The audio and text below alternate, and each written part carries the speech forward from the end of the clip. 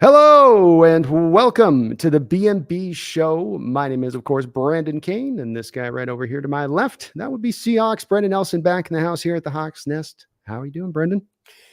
Good. I mean, it's the busy time of the year. In a weird way, we're as far away from football actually being played as can be, but it's still the busy season. Indeed, it is. You get deep into this draft period as we are, and boy, your eyes are starting to go a little bit crossed. Your vision's starting to get a little bit blurry with all these prospects. They start to all kind of run together after a while. But it's a fun process looking at these kids and seeing what's going to be good, what's bad, and sort of kind of dreaming of the way you can put a roster together in the future here off the back of potentially another third solid draft in a row for our Hawks, huh, Brendan? Are you a buyer in of last year? That was a good draft, and we're kind of on a nice little run here. It definitely was. Now, it's easy to have a good draft when you have all those picks, but it was clearly a good draft. I don't know how you could argue to the contrary. Yeah, I fully agree, and I think they will stay in that same mindset, especially now John running completely unfettered in whatever this kind of baseline of value approach he's bringing. Today, we are going to be looking at a position that maybe perhaps is, I'm going to see what your perspective is on. I think it's the deepest position in this draft from my standpoint, especially as far as the top end of it goes. Do you find yourself in the same standpoint on that? I don't know what other position could even be compared, honestly. Maybe like cornerback. That's about it, I think. I think cornerback's definitely the number two right behind it. But these receivers, it's a deep group. It's just a multifaceted group. You got your slot specialists. You got your outside number ones. You got your big sort of red zone kind of targets out there. There's some punt returners and kick returners in there, which is, of course, a spot we've got to maybe kind of look at with our Hawks to a degree in our consideration of it, because it's kind of a need right now as it stands. So you can kind of get whatever you want in this draft from the receiver position. You want the upside guy. You want the upside guy in the fourth round. It's all over the place when I'm looking at these guys from my standpoint, and it's so unique versus other positional groups. Did you see it that way too? And that it had that, yes, depth to it, but everywhere you can kind of get what you're looking for, wherever you want to be at in this draft. I do feel like there's a little bit of a focus on receivers that would do best in the slot, but there is certainly variety, if that's what you're talking about. There's definitely variety in here. I don't know. Looking at these prospects, I wonder if the ability to beat press coverage is starting to become a little bit of a lost art, because some of these guys, I feel like they don't beat press very well. That was the one thing. No, there's a lot of guys in this receiving crew that, to your point, rely on motion or being able to be lined off the line of scrimmage so that they can keep those hands off of them. And then you feel when they do get the press coverage, when there is those teams that get their hands on them with the physicality, that they really do not react to it well. A lot of these receivers can almost be brought to a bit of a standstill once you press them, if you can get your hands on them. And it's a little discouraging where you're right. There's a little bit more of that in recent years of the art form of just getting off with your feet, nice footwork. A lot of times with them, it's just too many standstill stops for me at times on tape with these guys. But I think I did like a little bit of the outside looks on some of these guys a little more maybe than you. That I think there's certainly a lot of guys that are going to be inside specialists, but I do think there's a good crew of outside guys throughout this draft too. Right. With that said, let's kick it off. Let's go. We got a ton of guys to go with here, folks. So let's not waste about or get into this a little bit. Let's drop in with the first guy on the board for us here, and this is the undoubted been for a lot of people the best wide receiver in this draft. For me, has remained so that guy for a long period of time. He is not tested this offseason, Brendan, so we don't have any numbers to go off of with him, kind of in maybe a confident sort of move on his part, saying, I know where I'm already going to be picked. I don't care. I don't need a test. Are you as in as I am in on Marvin Harrison Jr. as being the number one guy, or has Malik Nabers overtaken you in your mind as far as being that number two? Yeah, to me, Marvin Harrison Jr. is the best receiver prospect we've seen since probably Calvin. So I kind of pulled back on the whole generational thing. After having a look at him, I'm not sure I would say generational. Like Calvin had basically everything, right? Calvin was big. He knew how to use his size. He was fast. He was quick. He had all these different traits. I don't know if you can say that with Marvin Harrison Jr., but what makes him really stand out is his expert level understanding of route running. He is a phenomenal route runner, knows how to do that little thing where you shift gears. You're constantly going back and forth between like, okay, full speed, 80% speed, 65% speed, 95% speed. That makes it really hard on defenders. And a lot of these receivers don't do it. Either they're going full speed or they're just standing there. This guy gets it. He's got great ball skills as well, and ball skills are probably the most important thing for a receiver. Would you agree with that? Yeah, I think it's one of the most important. I'd have to think about if I think it's the most important. It's probably up there and certainly surpasses other skills people might try to say would be more important. He's a great deep threat. He's also really good off script. When the play breaks down, he's really good at fighting back to his quarterback and finding a way to get open so he can help his quarterback out. He makes a lot of catches in traffic as well. He's got NFL size.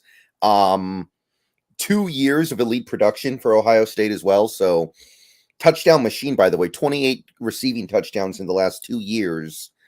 Like, he's bringing a ton of stuff to bear. I do think he's the best receiver in this class. I think that he is a top 3 prospect in this draft, maybe even top 2. I don't know. I'd have to think about that for a second here, but I would put him right up there with any great receiver in NFL history in terms of how they were as a prospect coming out. So, yeah, I'm on board with the Marvin Harrison Jr. hype. Yeah, I just think he's very, very clean as it gets with a prospect too, Brendan. It's rare that you get this kind of upside without also having to not sacrifice a little bit of floor in what you're looking at with him. But with this guy, you are just getting almost purified upside, in my opinion. He steps in day one, and he is going to be your number one in your offense. And I don't know, the generational thing can be a hot button term to be thrown about, but I do agree with you in that this is one of the best receiving prospects we've seen in a good number of years, probably at the very least to maybe a Jamar Chase. I think that he certainly has a call to that, and Jamar was a fantastic prospect himself coming out. It was interesting this year too, where he did lose CJ Stroud, but didn't have a ton of drop off in his production from that loss of Stroud, which just goes to the supreme goods that he brings to the table, I think, on the field on a weekly basis. But he doesn't have one elite trait, I think, to your point on that. There's not one thing where you go, wow, this thing is like a true difference-making aspect that will translate to the next level. But he is just so remarkably good in so many different categories, from that route running to body control to hands to high pointing the ball to being a red zone threat to giving you a little bit of yak after the catch, sideline mastery. That's a little thing that he, I think, gets from his dad. His dad could get his feet in bounds, and Peyton could put that thing on a pinpoint spot for him right in the back of the end zone. And his father might have that 1 foot of space, but he'd get those 2 toes down and the ball secured. And he's got that to him too, as well. You always love those guys that are sons of former players, especially playing the same position that their dads played, especially when their father was a Hall of Fame player. And I just see nothing but a bright future for Mr. Harrison Jr. Yeah, did have a few more drops than I liked in 2023. They gave him 6 drops, which is a little bit disappointing because the previous year he had more targets and 3 drops. So a little bit of a not so great trend. Doesn't have top end speed. And I do think physical coverage can disrupt him a little bit. I think if you press him at the line, he struggles a little bit in that area. And I do think that if you're physical with him, you can kind of take him out of the game. So what is here is enough for me to say that he should go in the top 3 in terms of pure value. Yeah. But I no longer think he's quite the prospect that Calvin is. I'll put it that way. That's fair. It's totally fair on that side of it. Well, let's go to who's become the guy that's emerged as sort of the number 2. And it was sort of after this season and the early part of the draft process, he started emerging. For some people, Brendan, they've got him as the top guy on their board right now. I was trying to look and see if I could find his testing numbers on his pro day, because he didn't run. He's being shy. He's shy. Yeah, he's being very, very shy. Another guy that, here we go. So I don't think maybe I'm wrong here. They had 42 inches and a 4.35 40 at his pro day. Okay. So 42 inches vert, 4.35 40. He did a 10.9, almost 11-foot broad jump, Brendan. So this kid is, to me, secured himself very much right on the heels of the back of Marvin Harrison Jr. As good of a prospect as Marvin Harrison Jr. is to me, I believe people putting Malik Nabers right there step for step is accurate, and that this kid deserves to be in that place.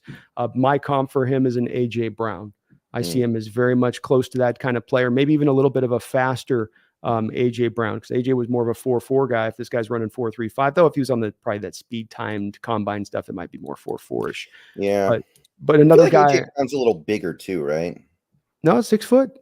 I know really? He looks bigger. He looks bigger, but if you look at him, he had a six foot size. Kind of weird. I know. I'm the same way. I at one point because I had the same thing you do with that, where I at one point was like, I saw the things like 6 foot. Like, no, man, he's got to be bigger than that. He's got to be nope. You go back and look, he's like, no, he's only 6 feet tall. It's like, oh, okay. Okay. Wow. Yeah. I guess I'll believe him. He could be doing the Rasheed Wallace thing. He's just got he's got a lot of that width to him too. He's kind of a wide body guy too as well, right? So he's he's 6 foot and a half technically. So he does have that extra. He's got the little half inch, to him. But I think that they're very similar players where they're very good all the way around. Brendan, great route running and all that.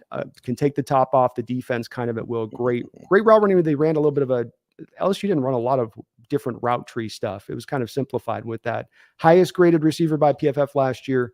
Do you put him in the same place behind Marvin Harrison Jr., or do you think this is a little bit of too much hype for this kid? I do like Marvin a little bit more because of the routes. Like Nabers, I'm sorry, it's Nabers. Somebody told me it's pronounced like, your next door neighbor. Yeah. So Nabers. His route tree doesn't really have a ton in it yet. He's got to add some variety. It's kind of like when DK came out.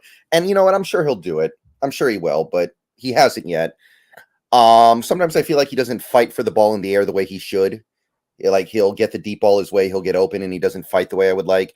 There is a little bit of wasted motion in his movement when he's running his routes, but he's probably got more upside than Marvin Harrison Jr. because he's got the speed that Harrison Jr. doesn't have. I'll say that. He's great after the catch. He's got a massive catch radius because he's got I think he's got long arms, even though he's not huge or anything. And he's willing to throw himself around to make these catches, fights through contact to bring the ball in. Also really good at shifting his speed back and forth to throw the defender off. And he breaks off his routes hard to get open underneath. It's like the DK Metcalf thing where, he takes off. He's running a 9 route at 1,000,000 miles an hour. The defender's panicking. He's like, I can't let this guy get behind me. And then he just breaks it off and comes back and he's open by 8 yards. It's the same kind of thing. So there's stuff that I love with Nabers. He's only 21, by the way. Every reason to believe he's going to get better in some of the areas where he needs to get a little bit better. So I love him. I would say Harrison's a little bit better, but I think Nabers belongs right around that top 5 for me. Yeah, I think he's definitely in that range for me. I do have him on the heels of Harrison because I do believe the upside is really there, and I have a lot of confidence that he's going to reach it, being that he is still such a young guy. I think I liked his route running a little bit better than you did. And I think I did like the way he high pointed and went up there and got those contested catch situations, maybe a little bit more than you did on that side, which is where I would elevate him on that side of it too as well. But he is extra creative as a yak guy. He's got every move in the book for a wide receiver. He's rare, I think, in these top 3 receivers that we're going to talk about, in that he has that tool in his bag to where he can score from any place on the football field. And he can do it on his own at times, and that's the part that to me makes him just a little bit more unique in this class. But I also think the route running thing is a little symptom of just that LSU offense. Right. He did what he was asked to do. And it's the same way when we look at Brian Thomas here in a second, is they were both asked to run kind of similar routes on both sides of the field. And hell, I mean, if it wasn't as productive as it was, you can't knock it, right, Brendan? I mean, you go, okay, well, they made it work in that. And if you made it work and you're prolific on both sides of the ball with either receiver doing it, then why go away from it? If it's going good. Oh yeah, I understand it, but with Harrison, you're getting it out of the box. I feel like he's just ready to go. He's just ready to run routes like an expert. Nabers, maybe not. We'll see. Yeah. Well, we will see. The nice thing with him is he got that yak, so you can always do some manufacturing touches early on until he gets that route running going. Oh yeah. Because it's definitely there in big form.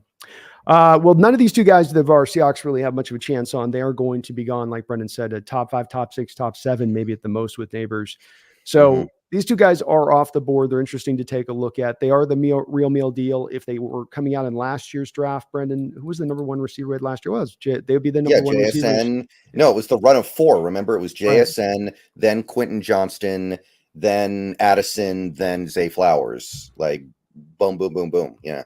So these would have been probably top. Both of these 2 receivers would have been top potential 5 receivers, top 6 receivers, maybe depending on the quarterbacks and how that played out last year if they'd been out in last year's draft. So uniquely, supremely talented, these 2. And another guy that is, to me, in my opinion, deserves to be thought in alignment with these guys in many respects, Brendan, and did his job to be there, in my opinion, both through the season, both with his college career and this pre-draft process and how he's tested. And that's going to be Rome Odunze of the University of Washington, a local kid who I know you have had, being that you've watched every game, you live stream every Husky game and have for a couple of years now. You've had a very close look at this guy. I'm interested at this point, because we've had a lot of discussions on him, to see where your final kind of standing really is on him, because you have had some, I'm not gonna say waffling with him. You've liked him. I'm not saying you've ever looked bad about him, but there's been a little bit of maybe not fully buy-in prior, if it's fair to say, on the where his upside is going to land. Yeah, I came out of 2022 feeling like McMillan was better. I'll say that much. And as 2023 went on, it was clear that, that's just silly now, right? Like it's not even close anymore. I still wondered, would he be able to get open in the NFL? Because everything's contested with him, it feels like. Everything is a contested catch. And then he goes to the combine and he runs the 4.45 with a 1.52 10-yard split. And he's got the explosiveness. He's got the change of direction. And you're like, no, this should work really well. Like, I didn't know he was that fast. And I think part of it is he just likes contested catches. Sometimes it feels like he builds separation, and then you look at the play and it's like, oh, he let the guy get back into him to think he had a chance, but then he still won because he's Rome Odunze and he wins. It's not a 50-50 ball. It's a 90-10 ball. So I don't know. I don't know if he should be doing that in the NFL, but when he tested as well as he tested, I was like, okay, this is Larry Fitzgerald. This is Larry Fitzgerald all day. And I think Larry Fitzgerald was like a 4.6 guy. So this might be a little bit better. Now, Odunze isn't quite the route runner yet. He needs to improve his route running. I think it's a little bit lackadaisical. There are extra steps when he makes his break. And he's not a great blocker yet, which is disappointing because he's so big. But the way he uses his strength, he's got really good hands. His ability to build separation is underrated. Great ball skills. His body control is out of this world. So I kind of like him just as much as I like Nabers. Maybe Nabers would be a little bit better if I had to make a choice after really getting to dig in on Nabers. But to me, Odunze is in the same area where he's definitely top 10 and maybe top 5. The only reason why he won't be top 5 is because the teams at the top all need quarterbacks. So I'm pretty into this one. It took me a minute, but I'm there. That's good to hear. I've definitely landed at the same kind of place with where I see him. And then with that comp, I think that's definitely my direct comp for him as well with Larry Fitzgerald, in that it's completely apropos. I do like maybe the route running with him a little bit better than you do. But I think that what you said, especially about the blocking, is there. I think he's willing as a blocker, right? He's just not tenacious about it. He gets thrown off, to your point, on the physicality side of it. The short area shuttle, in addition to the 1.52 split, getting that shuttle down to 4.03 really shows you that big body that he can really dip and bend out there in the route running, which just to me opened it up a lot more for, you see it on tape too at times. That's part of why I think I like that route running so much, is that bend is there as he's rolling through his route. Your point about the contested catch thing is also on point with this, in the part of, he does at times sort of create the contested catch where he could have maybe just have slowed down and then, tried to speed back up, but he trusts himself so much in being able to do it. And the numbers match this up. I was looking at a stat that was posted about the contested catch situations from the college receivers this year. And you have a guy like Keon Coleman, who's kind of known for this, and he's like 33% on his catch, radius down there. And Romo was one of the top guys out there in contested catch stuff. So it is a skill that doesn't necessarily always translate to the pros unless you're really, really good at it, unless it's a really, really separator. And that was the thing about Larry, is Larry didn't always create the most of separation out there, but he could have like we watched Marcus Trufant a lot of times have to deal with this in a tough way, because Marcus didn't have necessarily the greatest ball skills at times, and the ball would be right there and Marcus just didn't get his head around, and Larry would be plucking it away from him off the back of the shoulder. And so that's, I don't quite have him to Nabers, because I like his yak. It's a plus side, but I think Nabers has like elite yak, and that just, he's got that monstrous upside. But Odunze's upside, I think, is Larry Fitzgerald, and that's still a hell of a player. And like you said, there's last year, maybe a top 5, top 6 pick, depending on what those teams do at the top of that point. He might be a top 6 pick this year. Like, it depends on what the trades shake out, but we know the Chargers need a receiver really badly. And I mean, like the Bears are picking at 9, like they could bump up a little bit to get a guy, and it might end up being Rome. Who knows? Very, very possible. Wouldn't shock me in the bit if he went that way. And he deserves to go there. This is 2 years of great production, and he's a pure X on the outside for you. So, would love to see it. Would love to see a great player, and good to see a UW Husky out there getting a top 10 pick for the wide receiver position. Very nice. Well, let's keep it moving here with another guy on my list here. I'm just going to kind of go randomly all through here, Brendan. So bear with me on this. This is going to be the guy I was just talking about a second ago. This is Keon Coleman out of Florida State. A big 6'3" wide receiver, who had a pretty good year of production out there with Jordan Travis, a guy that a lot of people kind of would label as maybe one of the contested catch kings. I think he's behind Harrison and Odunze, in my opinion, but it is his main attribute. What was what were your feelings on Keon? He's got a really, really great highlight reel. A lot of remarkable catches, a lot of like spinning catches, like reaching out of bounds. His whole body's out of bounds catches. He's got maybe the best highlight reel of any receiver in this draft. I'll say that. Some of the catches he makes are just, you got to figure that catch percentage at the point of the throw was like 5% or something on a lot of them. So great with that. Knows how to utilize his size because he is a 6'3" guy. Knows how to use it to win at the catch point. He's got good hands. He's got 5 drops on 108 catches over the last 2 years. Fights through contact for extra yards. He uses power to get extra yards. He's not really so much an elusive guy, but he's got good power. And even though he's a slower guy, I actually wonder if his skill set might work a little bit as a punt returner. I think Florida State did that a little bit. That might be a creative way to get him the ball. He is slow and he doesn't separate very much. There's a reason why he has to make a lot of contested catches. He can't separate because he runs a 4.6 140, which, I mean, I will say this, though. I'm starting to wonder if because of the cover 2 shell and teams fighting so hard to take away the deep ball, is it going to be a situation where receivers in the modern NFL don't need deep speed as much as they need other traits? Like other traits have become more important because all these offenses are doing like West Coast dink and dunk stuff. So maybe a guy like Keon Coleman, maybe this is kind of just what the doctor ordered. Yeah, he doesn't have the speed to burn down field, but he's got all these other things that he can do that make him a great NFL receiver. He doesn't run block as well as I was hoping. When I saw he's 6'3" and 213, I was like, oh yeah, this guy should be able to do some Muhsin Muhammad stuff. Not a great run blocker yet. And even though he's big, I think press coverage kind of ate him up a little bit. It got to him more than I was expecting. I was hoping that he would be able to beat it reliably, but maybe he'll be like oversized slot receiver. We've seen a few of those, right? We've got Mike Thomas. You've got Kelvin Benjamin, I think, was doing it for a little bit. He might be a really big slot receiver, and his ball skills are so good. I would spend a middle second round pick on him pretty happily if I needed to. Yeah, I've put a begrudging second round pick on him. I have. So I definitely have him in that place. And I think your assessment of him is pretty fair. I thought his route running's a little bit a big time, still work in progress. But he does give you a lot of good things you like. And I do think that the contested sketch stuff will to a degree translate with him because he is so good about using that length, like you said. I do worry about the speed a little bit. Your point about the cover 2 shell might work where these guys don't need to be quite as fast on the outside. Speed always is good to have on the outside. And if you can have it, it's helpful, but there's also a track record of guys on the outside at 4.6 that have been able to still work and make it happen out there. I do feel like with him, I just get a general feeling though of the second round guys we'll look at. There's maybe as big a bust factor with him as much as anything else. There's just some parts to me I worry about that the route running needs a long ways to go to get right. And yeah, I don't know. As we talk about it, how do you feel about like a Dez Bryant comp? Because Dez was slow and he had terrible routes, but he was really good at winning contested catches. Yeah, no, I think Dez was much faster though. Dez wasn't Dez like a 4.6 guy coming out? He didn't have speed to my knowledge.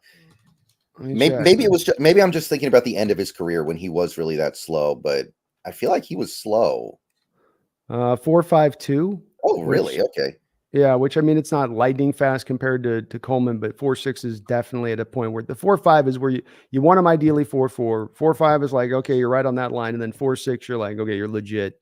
kind of slowed there. I think the other thing was it's not a bad comp, but I think Dez was a little more dynamic on the contested catch stuff. He had more production coming out. I think he had two really good years of production, better ball skills even than Keon. Keon has great ball skills, but Dez had like really elite ball skills coming out. So it's not a horrible comp. And again, he's a second round guy, but I just get, this is a begrudging one for me. I don't know why. And it's just a gut instinct on it. I'm not saying there's anything wrong in your assessment of it. It's all on point, but there's a part of me that just feels begrudgingly like this is maybe a guy that is going to have a bit of a bust factor for where you take him in the second round. Yeah. I agree with that. There's a tremendous potential for him to not make it because the speed could just eat him up. He could just never learn how to separate. Yeah, indeed. And, we'll see with it, but that's just kind of, my worry there. We did skip over one guy because I had a missed here, Brendan, on my deal. So let me get him put in here. So I got it for people. And that's going to be the other guy was going to be. So we jumped over to the second round with Keon Coleman. Let's bounce back here because I was an idiot and not getting this done right before setting the show up here. The guy that I think is going to be actually the fourth first rounder in the draft for me. So let me just ask you off the top. Do you see any other first rounders beyond this guy, number one? And then number two, do you see the other LSU receiver, Brian Thomas, as being that second the last wide receiver, first round wide receiver, I guess? I do think Brian Thomas goes in the first, and no, I don't think he's the last one to go in the first. I think there's going to be one more. Do you have it rated as there being a first round guy, another first round guy who should go, or do you think the need of the position will take it to the another first round guy? I think there's one more guy that I would put in the first round and feel pretty good about. Okay. All right. And honestly, there's a second guy who I'm really close on, really close on, but we'll get to that when we get to that. Brian Thomas, another 21-year-old, so he's young, so the things he's not so good at, he should improve at. His size and speed combo is, it almost makes you think of like DK Metcalf, right? Because DK Metcalf was like 6'3" and 4.33. Like that's crazy. That's not right. You shouldn't be able to do that.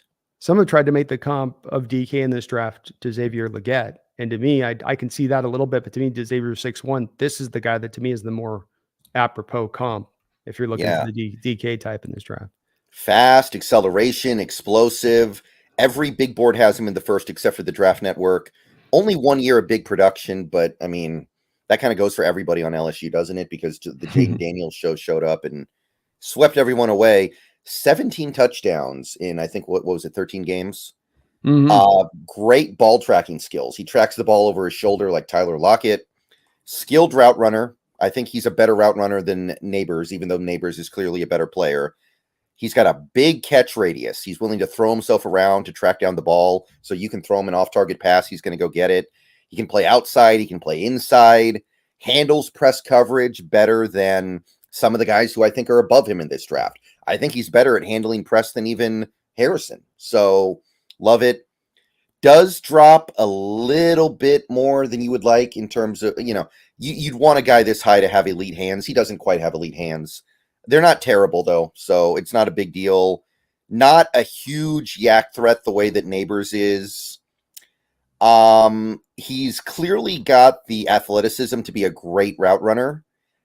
I don't think it's all there yet, but that's not a big deal. He's only 21. He's going to get better. So I'm not tripping on that. So yeah, this package of traits, I would definitely put him in the middle first round. And honestly, if you wanted to say he's top 10, I couldn't hate you. Like there's so much potential here. He was a guy I was very much on the line with, Brendan, of being a blue chip prospect and putting that stamp on him. And I couldn't quite get there to do it. But the points you all make, I think, are all wide. You very well could with him. What stood out to me about him getting off the line of scrimmage, to your point too, about how good he is at it, is that he just doesn't do it as a big receiver doing it with physicality. Like, oh, you dare press me, I'll just mollywop you off the line and go. He'll do it with footwork. He'll do it with a little bit of inside bounce release or outside bounce release and get off, showing you off a little bit of that, side to side lateral ability that tends to be a sort of death knell at times for those bigger wide receivers. But I did like his body control, the high pointing of the ball. Another one, the receiver in the draft loaded with guys that know how to use, not only have their length, but know how to use their length to the utmost. And he got a touchdown catch 1 every 4 catches last year. One every 4 catches. This guy was making a touchdown last year, and that's not on a small sample size basis. The route stuff I think is fair, but it's a lot like I think with Nabers, where when I watch the tape on these guys, it's 9 routes, it's stop routes, it's an occasional over route, some bubble screens mixed in there, but they're not really running the full assortment of what you'd ask a receiver to do. And I don't know if that means that they're incapable of doing it, or more of it's just, in my opinion, probably just that's LSU was like, hell, our offense is being awesome the way it is. So let's not get more complex with it. Let's not diversify it more. Let's keep it simple and easy because it's working. Don't break what's not already being awesome in the way that it's rolling. So I think he was just, both him and Nabers to me, Brendan, were just really easy evaluations. There's some receivers of this draft that are a little tougher. These guys were easy peasy first round evaluations, even versus going into last year. This guy, for all these receivers, Brendan, wouldn't you say this last year is a top 10 wide receiver taken in last year's draft, to give people an idea about how deep this draft is for wide receivers. Yeah, and honestly, if he went top 10 in this draft, I wouldn't even be that weirded out. No. I'd be like, yeah, he deserves it. He's good. Yeah, I would get it too. I would completely get it. So it's part of the wildness of how strong this draft is just how many good guys there are. Well, give me your guy. Who's these other first round guys? You've got me interested. I did end up putting Adonai Mitchell in the first round. Okay. Not by much, but there's immense talent here. He's another guy who combines good size and elite speed. 4'3", 440, 6'2", 205 pounds, only 21. He can get better easily, young, good acceleration. He broad jumped 11 feet, 4 inches. That's like Olympian territory, right? He could go to the Olympics with that almost. And most of the big boards have him in the first. I'll say that much. The main issue with him is just production. He only had 1 year, and it wasn't that good in terms of stats. But he's playing on Texas, right? On Texas, you've got so many guys to compete with. You've got Xavier Worthy, who we're going to talk about a little bit later. You've got Tavion Sanders, maybe a top 3 most prolific pass-catching tight end in the country. And you got Jonathan Brooks. So it's tough. And actually, I think there's one other Texas receiver that might get drafted this year. So you're competing for a limited number of passes. Whittingham. Whittingham, yes. So he's got the phenomenal burner speed. He's got a big catch radius. Plays physically to break tackles after the catch. He's somebody who's going to make guys suffer to bring him down and get extra yards because of it. He's got great ball tracking skills. There were some plays this year where he really showed he had come a long way in that area. Pretty good route runner. Can make catches in traffic, catches in tight coverage. He's got good spatial awareness on the football field. He's already got the Tyler Lockett toe tapping thing down. So there's some stuff to really like here. I think that there's a little bit of a consistency problem on his routes. He's not as physical as you would prefer to see on the catch point. Can be a little bit of a body catcher. It hasn't really hurt him that much yet, but sometimes he lets the ball get into his body. And the main thing with AD, and the main reason why I don't think he's like a mid-first round pick or a blue chipper even, is there have been some questions about how devoted he is to this game, how much he really loves football. And with him needing to improve in some areas, it is fair to wonder, is he actually going to reach that potential? It's like, I think this was said about Amari Cooper, right? Amari Cooper was a guy who was really good, really talented, but people felt like he didn't love the game. And they felt like he was going to get to that point where he was like, oh, I'm a top 15 receiver in this league. I don't need to be better than that. I'm cool with that. And I wonder if that might happen with a guy like this, because the talent is there for him to be beyond that. But the dedication is why I bumped him down to the late first. Yeah, well, something that maybe shows up emblematic on his run blocking, because he's not a guy that has any want or will at all to do any kind of run blocking. There's just very little effort put in there at all on that. I thought the tape was highly inconsistent across the board. You can't deny the one drop on the season, which is great, but then there's still a lot of the tape to me that there's a lot of body catching on hands, what should be hands caught, where he's using that vert to come up and try to body it up here, where it should have been just roll the hands over, make the catch, and help yourself to become then a runner after the catch better. Like some guys do in this draft, I think better at that than Adonai does. But then he has those moments where, the game against Washington, it's one of the games of college football that stood out to me last year, Brendan. It's nearing the end of that game where You've got, Ewers throws that go ball, the little down, down by the goal line to him. Guy must, I mean, if it was a backboard on a basketball, he would have touched the back of the basketball. Remember that thing? He's like, he leaped up and it was like, it was literally like climbing the ladder. You're watching him just over the top and you're going, boy, the corner couldn't do anything on that play. So he's got the wow moments that stand out. You can't deny that. And he's got the flashes, which is what you say about these prospects. Let me see the flashes and we'll teach the refinement. But he is a little bit of a project to me and where he comes. And I hadn't thought about the angle of maybe the love of the sport thing, but maybe that does track a little bit. He did go to Georgia first and couldn't crack into that lineup. That's part of why he did have to transfer. That's why there isn't as much production with his career. I do put him in the second round myself, but I can't understand with the hype that's surrounding him, the 1.43 440, the 1.52 10-yard split with the explosion numbers on top of it. That could very well vault him up into the first round, especially for that team that's a playoff team that kind of talks themselves into him being a future number one for them that they're getting at 27, 28. But I do think he's a lot more inconsistent on his tape than a lot of people in this draft. Yeah. I mean, that's why I do think you bump him down to the first. But, we've certainly seen big risk guys go at the bottom end of the first, like, Willis McGahee. I remember that one, right? I remember he completely destroyed his leg. Sure. Yeah, and he still went in the first. So I think that is about the area where teams will start to take risks. Like, if he's there when Kansas City picks with the stuff they have going on with their receivers right now, I think they would probably jump all over that and just live with the inherent risk, right?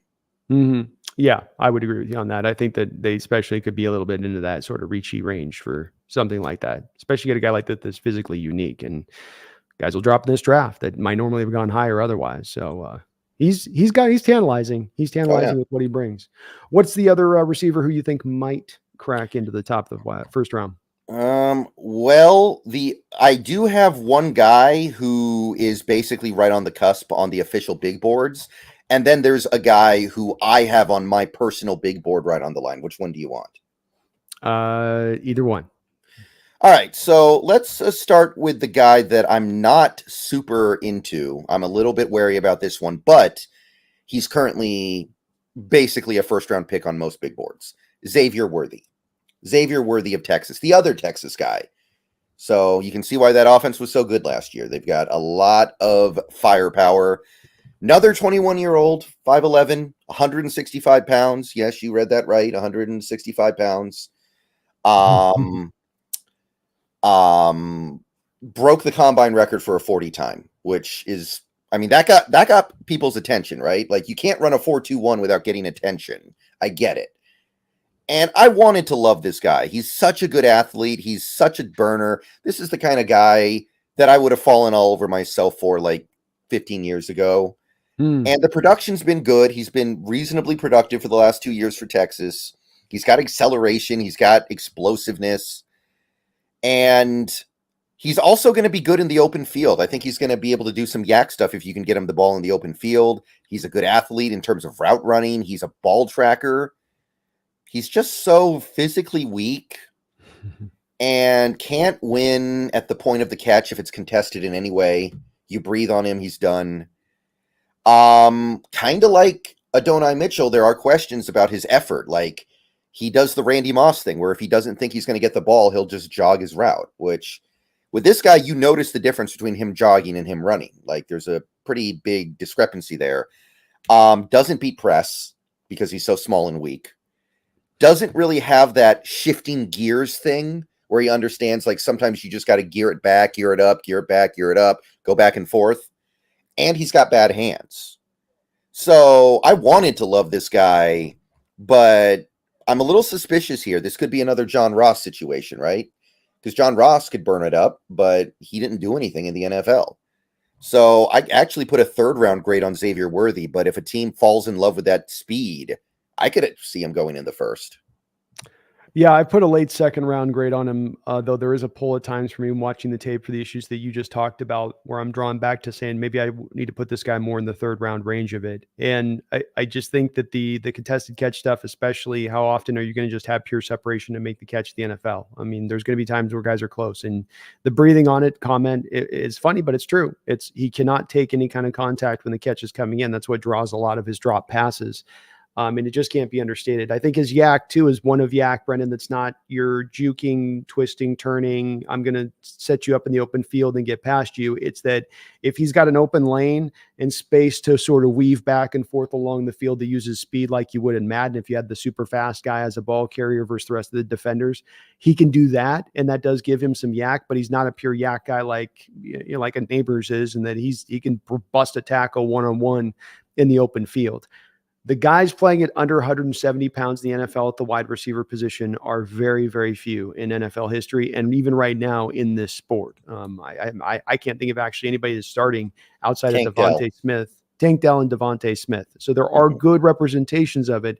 And maybe that's where the question comes down from me to you on this is Xavier Worthy more Deshaun Jackson, Tank Dell, or more Travis Benjamin? Well, Tank Dell seems to have a lot of heart and desire to make it, to overcome his physical limitations. He's a dog. Yeah, Worthy, I don't know. Again, like he does the Randy Moss thing. I play hard when I feel like it. I jog my routes if I feel like I'm not going to get the ball, or I know I'm not going to get the ball.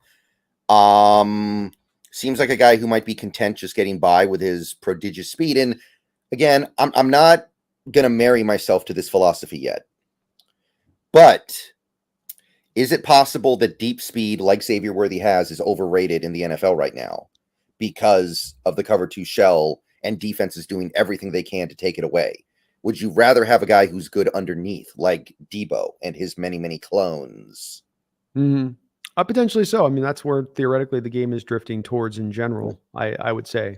But I just think so you don't see a Deshaun Jackson, because if you look at him, Deshaun Jackson profile, this guy's got the same profile of him coming out of Cal from his speed and explosive scores. I mean, he's even technically faster, I guess, would be the 40 on him. And Deshaun had a little bit of that, Sean was a great player, but he was certainly very slight. You could feel that slightness still kind of made it work. Does this guy have that ability from your standpoint to do that really though? And I don't know on this, by the way, I'm more asked because I truly don't have a good feel for him on that. I tend to think he's more that Travis Benjamin weapon kind of guy than he is a true blue starter. Yeah. Didn't one year the Patriots have a running back that was like a silver medalist at the Olympics? He was just a sprinter and they only used him in the preseason for fun because he wasn't a football player. That sounds right. I can't going back a ways, but I think Worthy will be better than John Ross because it's hard to be as bad as John Ross because John Ross is really, really useless. I think he had one good game his whole career, but I get the same kind of vibe. And I wanted to love this guy. I love these speedsters. These speedsters get me excited, but there's too much here for me to not get excited. So I don't think he'll quite be able to do what the Deshaun Jackson stuff did. I mean, Deshaun Jackson, he was really good at like building separation and then maintaining it. So I think football speed, Deshaun was fast. The 40 time might be better for Worthy, but I think Deshaun's football speed was faster with the pads on. Yeah. I mean, he's going to be a pain to deal with. You're going to have to adjust your whole defense for him being out there. I get it. And I don't get me wrong. I'm not drafting him. I put a 3rd round grade on him where I know he won't be, but there's just significant risk here. Yeah. He's not a high volume guy, right? I mean, that's what it breaks down to. And that's where I come down to. I think he's more weapon than he is starter, where it's like, you have him on your team. You'll find a use for him and he'll find a way to impact the game, but you're not going to be able to lean on him 100% as a guy that's out there, snap after snap, especially because he isn't running blocking anybody at the NFL level at 165. Right. No one. Who was your other receiver that you had as sort of that fringe potential 1st round guy there? I really grew affectionate for Lad McConkey.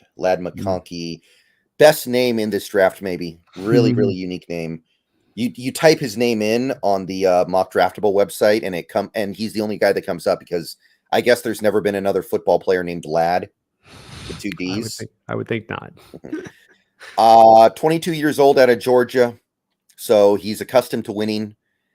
Little bit small, 6 feet tall, 186 pounds, short arms, small hands. Tested better than I thought. Good speed, pretty good acceleration. Decent athlete overall, better than I was expecting. A lot of the big boards have him in the 1st. And the ones that don't barely have him in the 2nd. So it's very, very close. Yeah. The production wasn't there. I think he got hurt last year, only had like 30 catches. So he didn't have that big breakout year. And it's kind of hard to have the big breakout year when you're on Georgia and they're winning every game by 100 points and they're just running the ball and they're putting the backups in.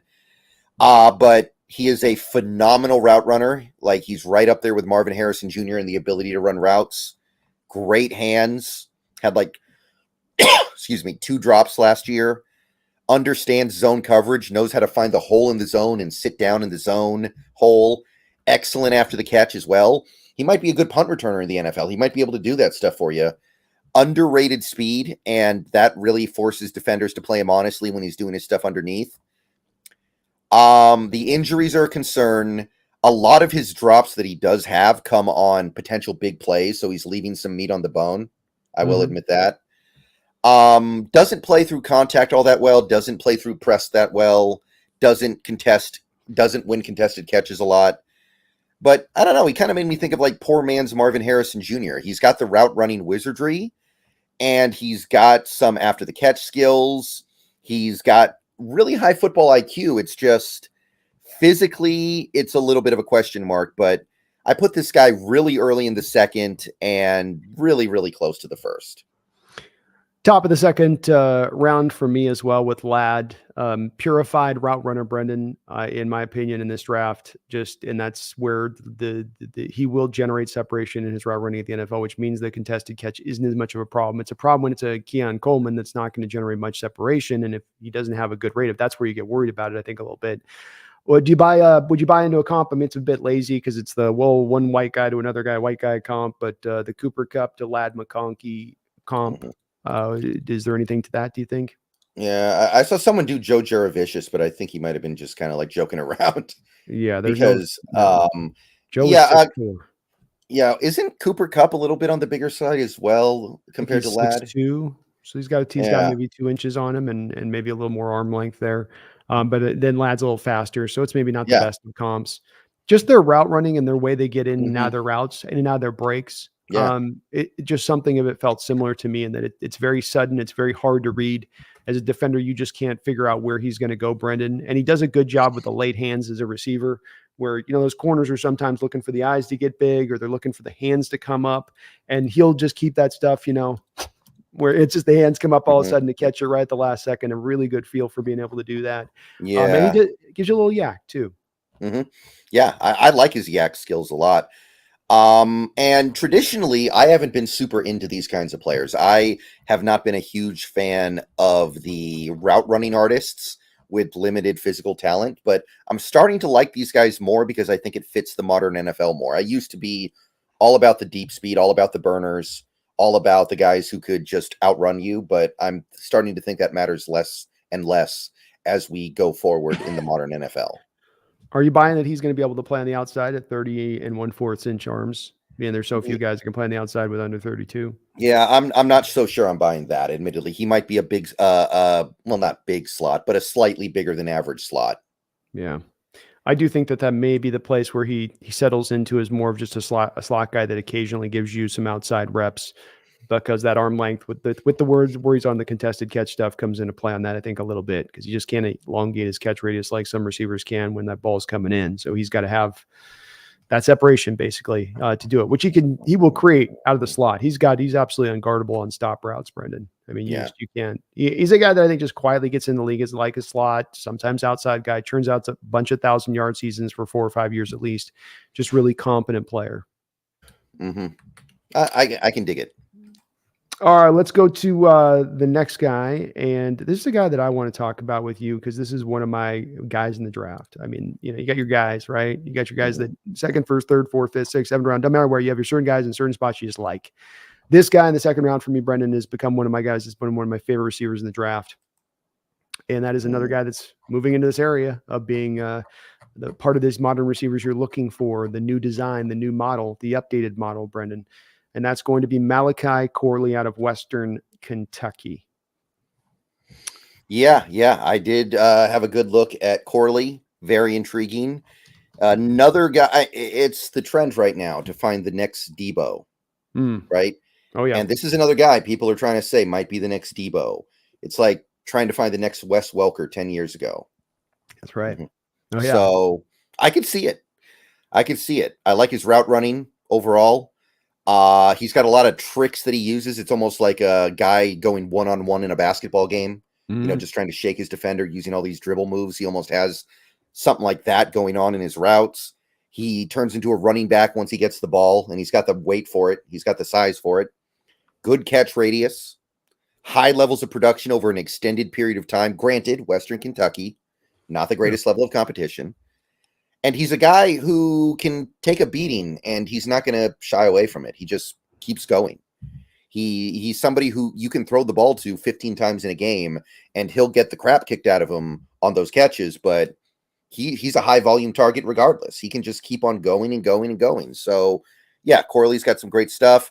Not a huge fan of the way he attacks zone defense. He doesn't understand how to sit down in the hole as well as I would like. I feel like he needs to get a little bit better at catching in traffic. And snapping off the route stem is a little bit, I don't know. It's not as sudden as you would like to see, but the comp is apropos. Very clear use case in the modern NFL. Very easy to see him working out. I put a 2nd-round grade on him, no problem. Yeah. So obviously 2nd-round grade for me too. I do think that if we're looking for the Debo of this draft, this is your Debo Samuel of the draft. No player is going to comp as closely to Samuel as Malachi will. Though I will say my comp for him, Brendan, see if you buy this, I think a little bit more on the button comp, like, cause it's Debo's okay. It's right. But I think a bit more accurate one would be Anquan Bolden. That's the one to me that felt a little bit more on the nose, and just tremendous yak, absolutely unbelievable balance. He's a former running back, so he brings that sense of balance to the position there where he can take contact, balance, still work off of it, keep his feet. He's hard to bring to the ground. I think he had 27 reps on the bench at 225, which is a lot for a running back. That's a yoked up dude. In fact, I think I have the percentile here. 1 second here. Yeah, that's wait. Okay, I don't have the percentile, but that's like 95th or 96th percentile, yeah.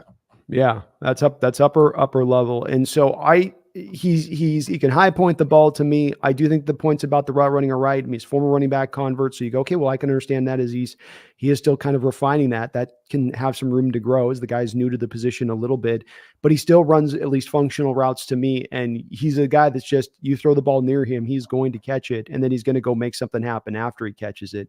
These are the type of guys that you need in this modern NFL, and he would be a fan favorite if he were to come to the Seattle Seahawks. I know we're not going to be maybe in the 2nd round or not likely to come here, but this would be a guy that instantaneously people would just love because he fights like his life is on the line after every catch.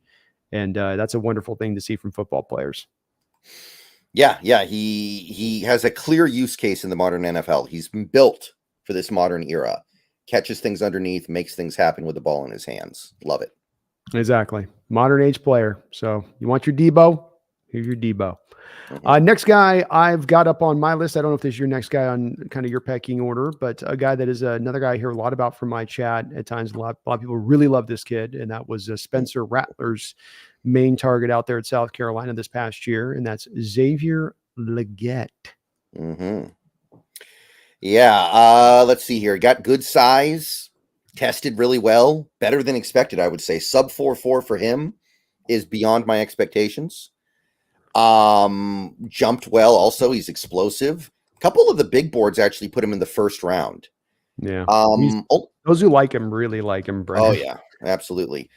Only 1 year of big production, but it was a good year. 1,255 yards, 7 touchdowns, only 2 drops.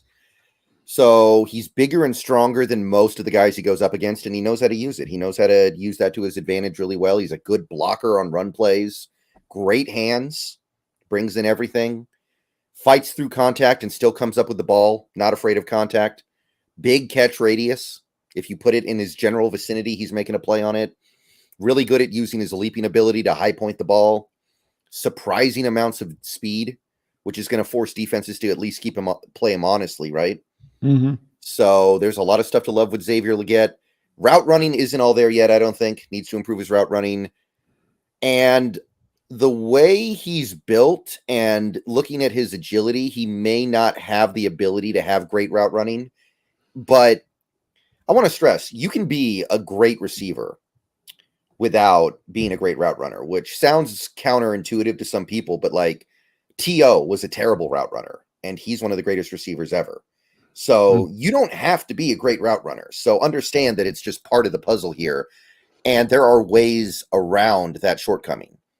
I do think press man can get the better of him, and his footwork can be a little bit lazy when he's running routes. But I do see why people talk about him as the next Debo as well, because people keep throwing that around, and this is a guy who it sticks to a little bit. So I'd be very surprised if Legette didn't find his way to NFL success. So second rounder to me all day long. Yeah, second rounder for me as well. I think that there's more DK to his game than there's Debo. And that I don't think he's as dynamic. I think he's got a little bit of tight hips that will restrict him on the yak front of things, though he'll be beastly and strong, so he can just kind of run over guys in a way that typically receivers can't quite do out there. The catch radius stuff that you mentioned is legit in his ability to go up there and high point and really elongate his catch radius to maximize it. It's again where I go, I can't quite get to the DK comps on because his DK had 34-inch long arms. This guy's about right at the 32-inch marker of it. So there's a little bit of a lesser part of the physical profile versus a guy like DK, but still he is so explosive, Brendan, and so able to just make the catch. Rugged, I guess, is the word that stands out to me from the receiver position. He can handle physicality through the route. It doesn't bother him in the least. And a lot of really great highlight catches on his reel this year with Spencer Rattler out there. The route running stuff you mentioned is, I think, very much the big worry for me here with him, in that everything's rounded. There's nothing sharp when he's running his routes and he's trying to use body control like other receivers can to kind of set guys up and manipulate them. He's not really doing any of that. It's a little bit of a limited route tree out there again with South Carolina, what they asked him to do, which isn't his fault. And, he can press you so hard with the 9 route and come back to the comeback route. Like you said, with the route running, the modern NFL, you don't really have to do this stuff because you can run just like those 2 routes. Then they'll work in some drags, bubble screen, and you've got 4 manufactured touches for that receiver over the course of a game, so it doesn't necessarily require you to have that great pure route running. And he does have such great explosiveness all across the board in every other way.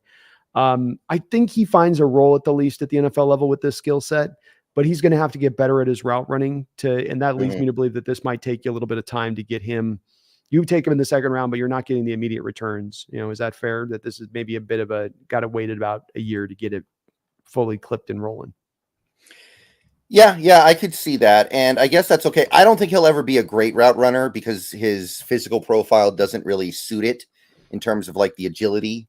But again, I want to stress this. You don't have to be a great route runner. There are bad route runners that have become great receivers in this league. Des Bryant was another one, by the way. Des Bryant was not a good route runner at all. DK's an okay route runner. He's not great, but he can be a great player because there are ways to overcome that. You can be a physical specimen to overcome those problems. It's true. And that's where I think he does find productivity, even if he can't become that true blue number 1 guy in the league, is that he's going to be a red zone guy that you can go to.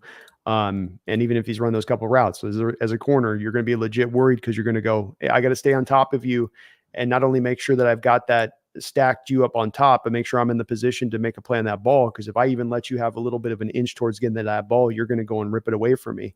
And that puts them in that case of then opening up all the underneath routes for the corner where you're not necessarily running the route well. It's just that corner is so scared about you getting over the top of them that it then opens up all that short stuff underneath a little bit for you. And that'll aid him, I think, a little bit. Right. Well, let's keep it moving along here with the next guy on my list who I've got. And I've got a guy on my list here, and I'll let you go back and forth. You got another second round guy, but let me go to my last second round guy here on my list. And this is a guy that I was a little bit late on in the puzzle here with this one, Brendan. And that's going to be Malik Washington. So I'm trying to find his deal. This is a guy that very, very late for me, and another guy that looks like I didn't get my thing put in like I meant to, so that's my bad here. Another guy who I was not watching early on in the process, but when I turned on the tape, I came away going, I think this is going to work at the NFL level, even though he's slight. I understand where the concerns are going to be at with this guy. 5'8.5", 30 and 33/8 inch arms. I understand that. But it does come back to, for me and my perspective on this, Brendan, is track record with players, and whether or not we have a track record of guys of this size who give these kind of metrics, who are able to be productive in the league. Is it just a death knell that you're 5'8"? Does that just mean you can't play on the outside? No, it doesn't.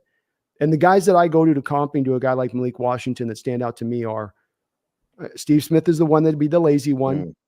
And when you look at that 42.5-inch vertical leap, it's the thing that I want to key in on people with Malik Washington.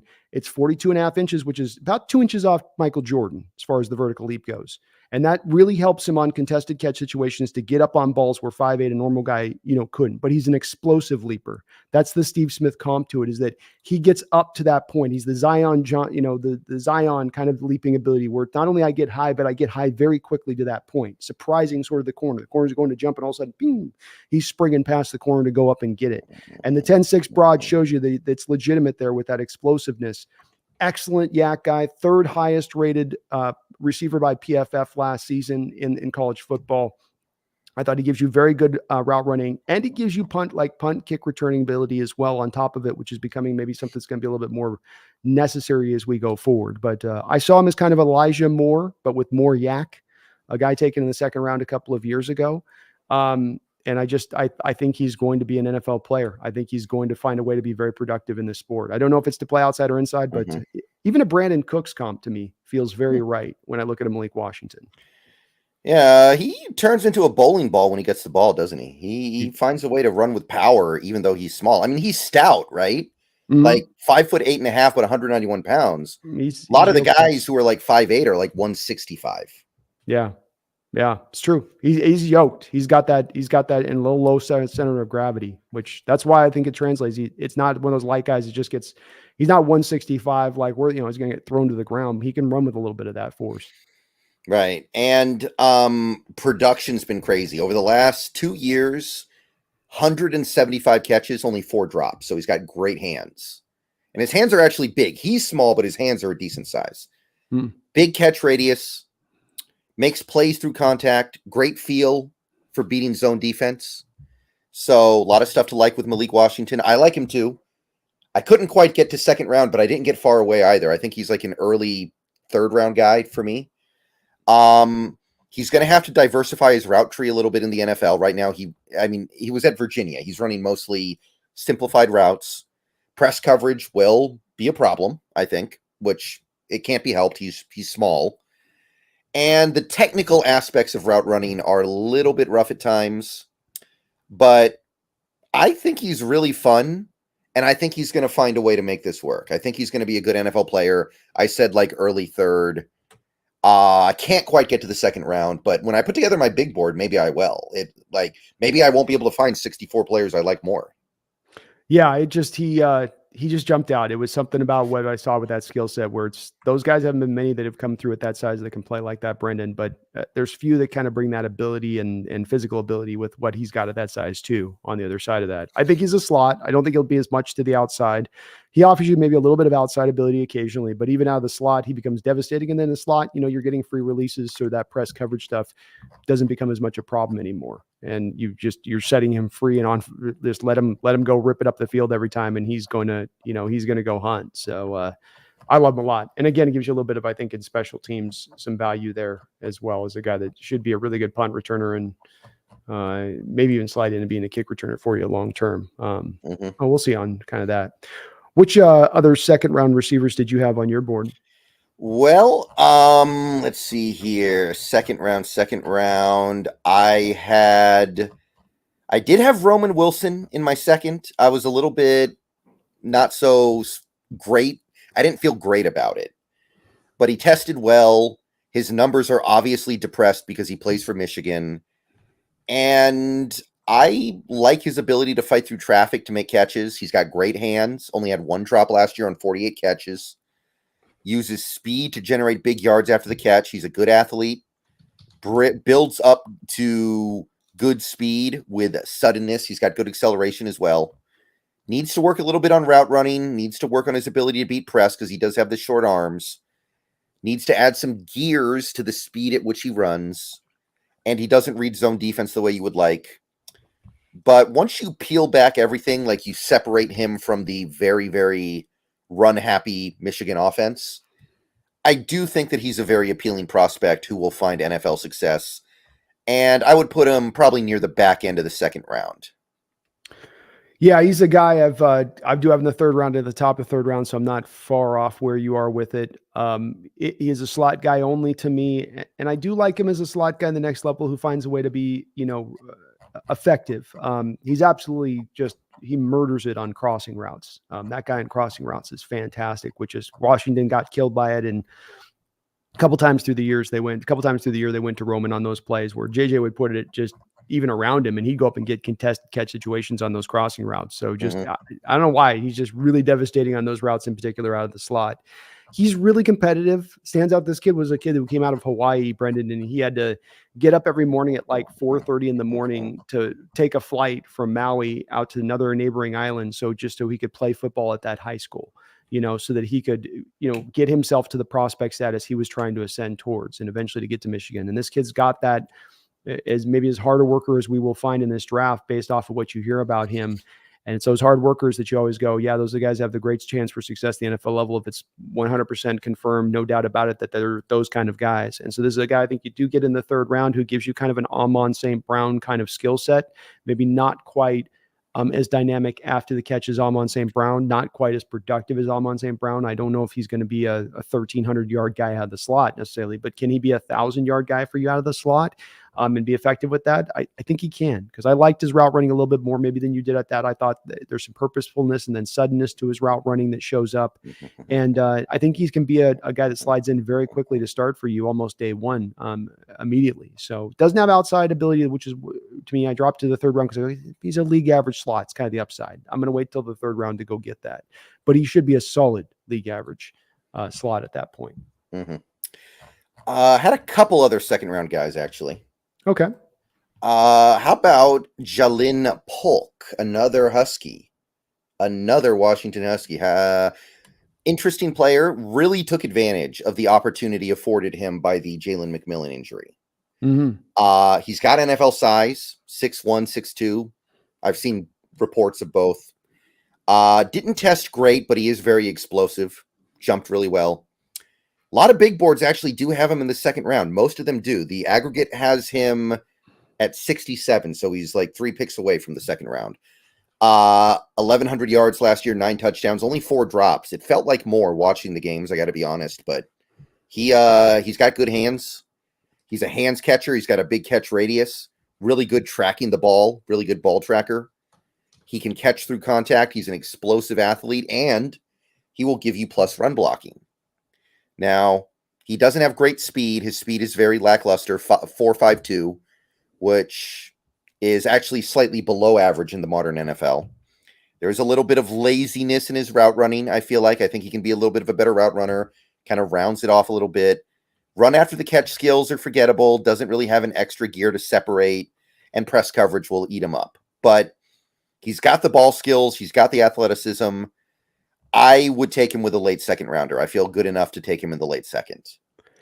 He remains for me, Brendan, the guy I have in the third round that is the one guy of my third round receivers there's a constant pull to move him up into the second round. And I want to say the reason why is because of the comp that I have for him. And it's a comp that may not sit at first like, no, that's not true. But I think the more you look at it, you might think, okay, there's something to this. And that is that I see a lot outside of maybe the after the catch stuff, which even that's not a lot of what this guy's game was. It was more of the other stuff that Polk does. And that's Odell Beckham. I think that if you go and look at Odell Beckham, and I've got his numbers up right now for him coming out of college, Odell ran faster a little bit, 4.43 versus the 4.54 versus the 4.52 of Polk. But Polk has the faster 10-yard split at 1.52 versus 1.57. They both almost jumped the same exact vert. Polk has a better broad jump than Odell did coming out. And I would maintain that if Polk had come back to college this next year, and went out and played then, and instead of declaring for the draft, he probably would have been able to elevate himself into top 25 first round status in next year's draft if he builds upon the year that he just had. So you're essentially getting a guy a bit of ahead of a time on this one if you can do that kind of forecasting and projection with him. And I really do feel soundly about that Odell comp. He, like Odell, can just laser track into that ball, high pointed at the perfect spot. And his focus on it is absolutely unbelievable, a little bit at the catch point. And some of those degree of difficulty catches that he made where he had no business making the grabs and he somehow did. He had that one catch, remember that one where he grabs it and he goes back and the guy submarines him and spins him sideways right after the catch on it. He is going to make the grab. He'll take the hit. Just to reminded me some of that with his fluidity coming off the line and explosiveness that you get with Odell as well. That acceleration, the 1-5-2 10-yard split that he provides, you feel that acceleration with him in that first 10 yards. And that really helps him to get separation and really challenge those cornerbacks to kind of pick a lane and try to predict where he's going a little bit. And then he's got you. So I love Jalen Polk's game. I really do. And I might eventually end up putting him up into the second round. Mm-hmm. Yeah. I had one more second round guy, another tight one, but Jermaine Burton. Ooh, all right. There we go. Jermaine one of my Burton. sleepers in this draft. Yeah. I feel like he's getting held back a little bit because he punched somebody in the crowd after a game back in 2022. No, did he? And I'm just going to attribute that to being, a kid and being stupid. Well, my comp for him is Doug Baldwin. So, angry Doug, angry Jermaine. Well, it should have been Ron Artest, I guess. Yeah. Yeah. I didn't read all the details about what happened, but he did get involved in something like that where it was bad, right? It was bad. But Jermaine Burton, decent size, ran a good 40, good 10-yard split, very explosive, 11-foot, 1-inch broad, 95th percentile. Not big production the last couple of years. Had 800 yards last year, 8 touchdowns. Doesn't drop anything, though. He has 2 drops on 80 catches over the last 2 years. Remarkable. And in 2023, he kind of had a little bit of a quarterback problem, so I don't want to hold that too much against him, right? Like, he had Jalen Milroe and like 3 other guys rotating in and out at quarterback. I love the way he deals with press coverage. He's one of the guys in this draft, one of the few guys who I think stands up well to press. Really good at tracking deep balls, phenomenal hands, understands how to shift between multiple speeds, great body control. He's explosive. There does need to be some improvement with his route running. He's a little awkward going through his routes. Not a big threat to get yards after catch. Not high effort blocker. But I think that circumstances are holding this guy back just a little bit. So I would take him in the late second round and live with a little bit of risk there. I love it, Brandon. I really do. I've got a little bit of a later grade on him, but I very well probably have him a little bit lower than I should, being that I do have him. I just did a sleeper show a week ago, and he was one of my sleepers in this draft. So maybe a guy that shouldn't be a sleeper, but maybe more considered as one of those day 2 guys in this draft for where he deserves to sit. I think he's got, to me, that Doug Baldwin kind of game to me a bit. Maybe not as much yak as Doug would give you, but the explosiveness off the line of scrimmage and the explosiveness at the catch point.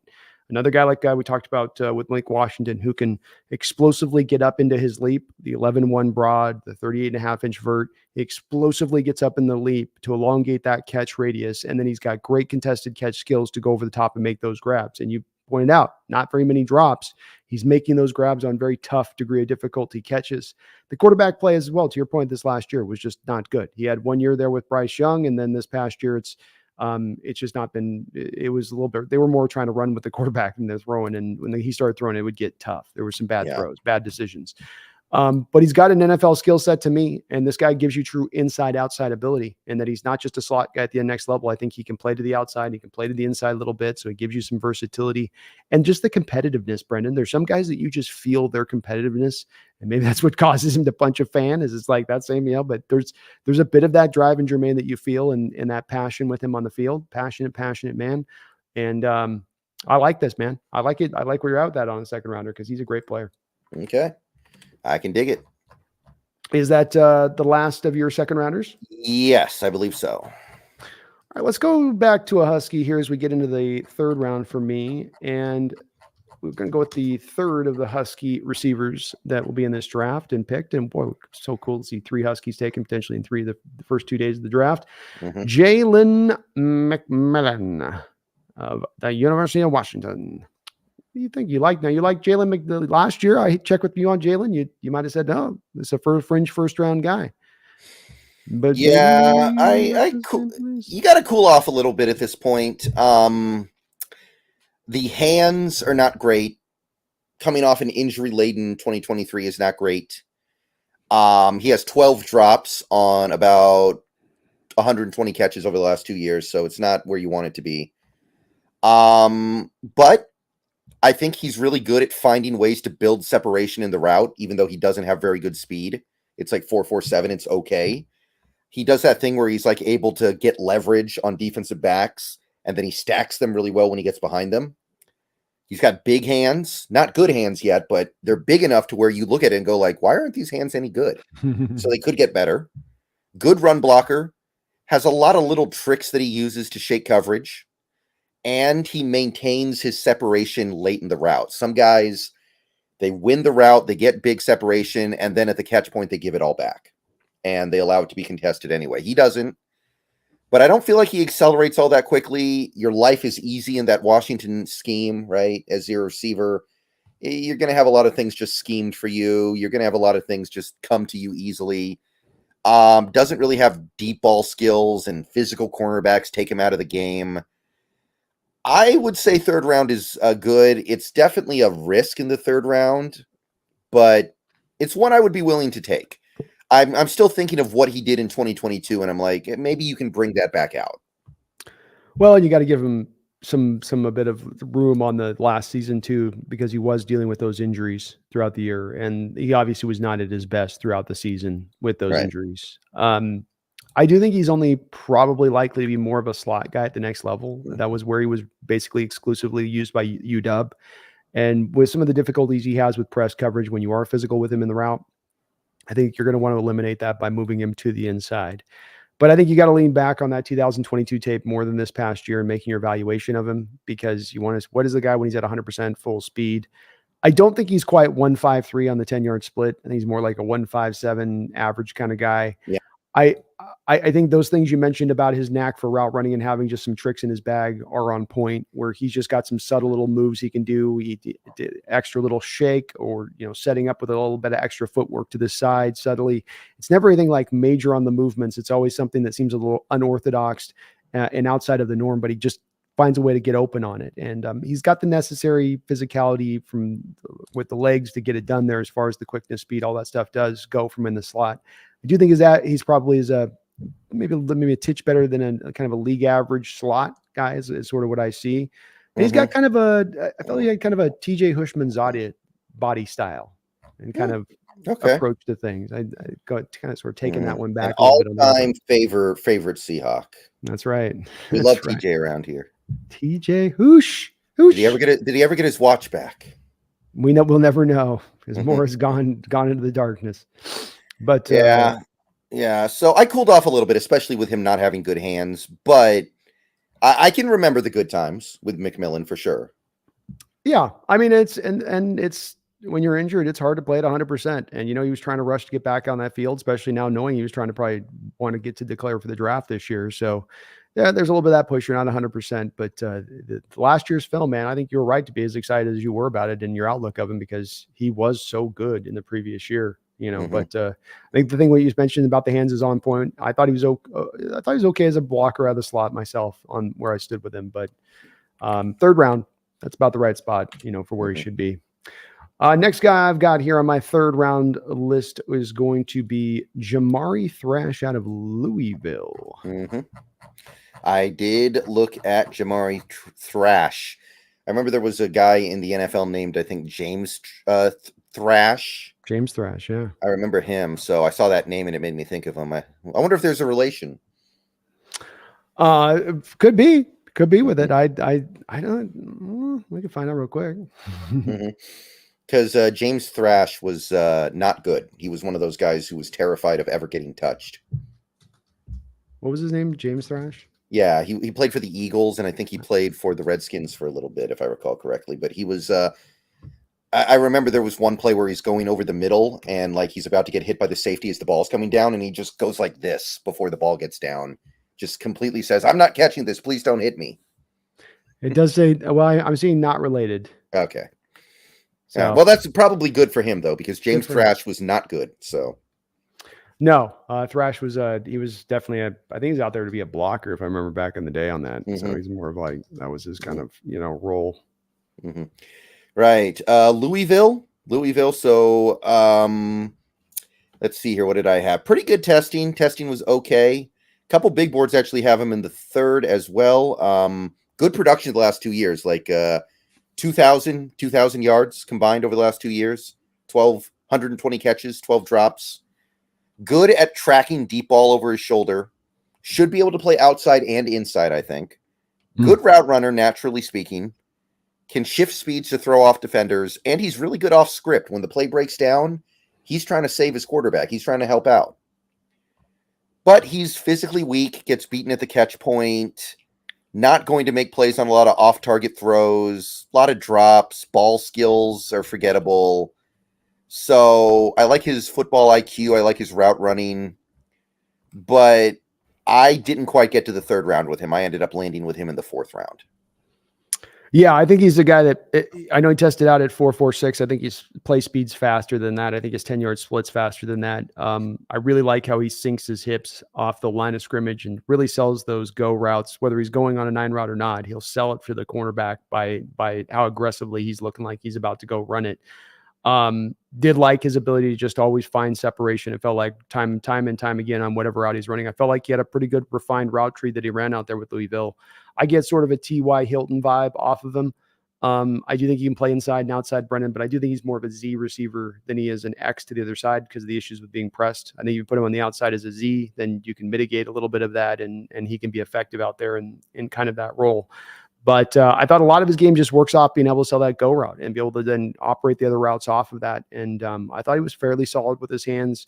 Just a good complete skill set to me. There wasn't a big major holes in his game from what I saw. And I think that instant quickness he has, much like with TY, is a lot of what helps you just sort of open up your route running when you can just sort of put that cornerback in a bind off your first 4 steps where they're like, oh my God, he's right up. He's already on top of me. If I'm in off coverage, he's already to me.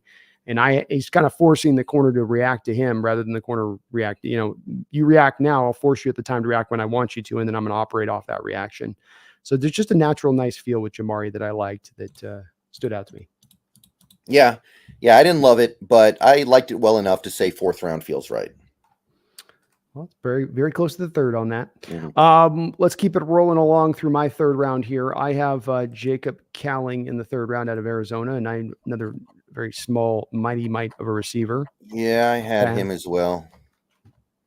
Yeah, okay. I did do a little bit of scouting on him. Okay, go ahead. Hit me with it.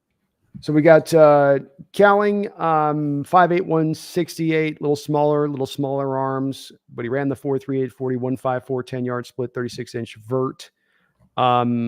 Really, really, really quick, sudden guy, over 4,000 yards receiving in his college career.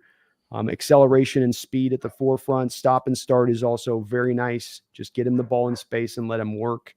He's excellent to me as a route runner. You have no idea where he's going to go. Great reactions.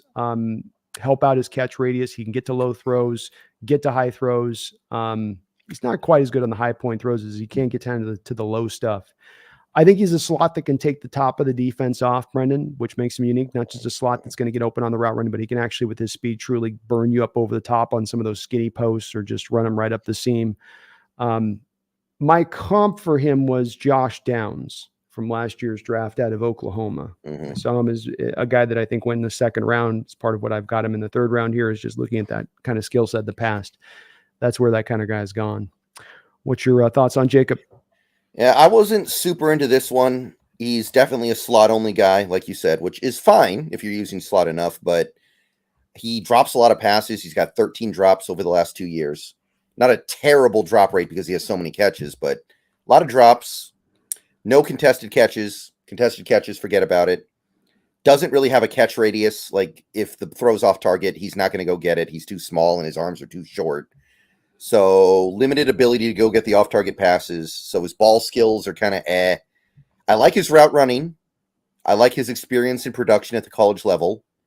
I think that he's actually pushing. He has a lot of success pushing through tacklers, more than I would have expected for a guy this small. Mm-hmm. But I was more like in the 5th round with Cowling. I wasn't really feeling this one. I feel like there are slot receivers just everywhere, and you have to do stuff to stand out if you're going to be a slot. and I didn't feel like Cowing did enough to stand out for me. Yeah. And so for me, I'd say that I feel like he has, because if we look at other guys we got in this, Xavier Restrepo, Jaquan Jackson, Anias Smith, this guy is a difference maker from those other guys. I think he is, even when we look at a guy like Ricky Parasol. To me, his production and what he accomplished on the field does stack out better than those guys. Not substantially. I mean, it's third round versus fourth or fifth round guys, but I do think that you got to put him up in that extra round because of the physical profile he brings versus those other guys that I think have much greater holes in their game than Jacob. No doubting the arms. I do think on the low catch stuff, Radius, he catches to that. The high point stuff, yeah, that's a factor. But then again, the high pointing stuff isn't as much to me an issue for a guy that you're going to project out to be a slot. How often do slots find themselves in contested catch situations? It's more about getting settled down in the zone, understanding zone coverages and where to sit, route running, suddenness off the line of scrimmage, those things that he provides. And even the 1-5-4 split that he put out there, I think he's more faster even and quicker than that on the football field than what he showed out there at Arizona. So I just think with him versus some of the other slots in this draft, there is a little bit of a difference from these remaining slots that we have in what he brings as far as his tools versus the other guys. Okay. I value that. Next guy I've got in the third round here for me is the son of former GOAT receiver, GOAT NFL player all time on some people's boards. And that would be Brendan Rice out of USC. Probably not going to be better than his father. Probably. Boy, that's a bold ass take, Brendan. Boy, you're really playing it dangerously today, huh? Yeah. Brendan Rice. It was interesting. He transferred from. That's a Brendan on Brendan crime, by the way. It is. Yeah, actually, he should be the third guest on this show. He should be the third host. He should. We need to. Well, he's just got to change one of the letters though, so we can have a differentiation between it. Right. It was interesting. He started at Colorado and then he transferred to USC. That would have been fun. Him being part of that Colorado show last year, all the drama attention they were getting, and then they get Jerry Rice's son. Almost too bad. Well, that would have been awesome. Yeah. That would have been even more of a show there. So what did you see with Brendan Rice? Brendan Rice is an interesting guy. Like you said, he's not his father. He does have the element of his father of they both had this sort of, like with Jerry, he had this sort of running gait that was so almost effortless, no wasted motion, but it also made it seem like at times in the way he ran, like he wasn't really running fast. He'd be running like this and he's like flying by you. The corner's like kind of measuring him in his running style. And they're like, okay, I got this. I'll get my back pedaling. Oh God. And then he was suddenly kind of up and by you where you just sort of are. And the one thing that Brendan's got that's a little bit of his father is that ability to kind of get past you on that speed where you just don't think, because his dad wasn't a fast guy. I think his dad tested like 4.6 coming out or something. So he's got that same element, which helps him get deep. And he's got the good route running that you think of, former son coming up with his dad teaching him and training him. No doubt he can run, I think, a full route tree. No doubt about that. There's no any one skill that's necessarily stands out as far as his explosiveness or speed. They're all good. They're all fine. He does have a weird thing, unlike his dad, where when he's coming down on his step, it's like he's stepping on cockroaches. He's like the Isaiah Pacheco of wide receivers. And just like, it's like the turf did him wrong or something, when he's running. It's kind of wild to watch. Yeah. He's better on his inside releases than his outside releases. The hands are okay. He's not a high point artist. He's not a high catch point guy. He's a little bit of a body catcher at times to me. He shows off some flashes of just nasty slant route and goes, a little bit of some of the advanced bag books that you look for on certain receivers and what they could bring. He's got that to his game. Run blocking was just straight bad, in my opinion.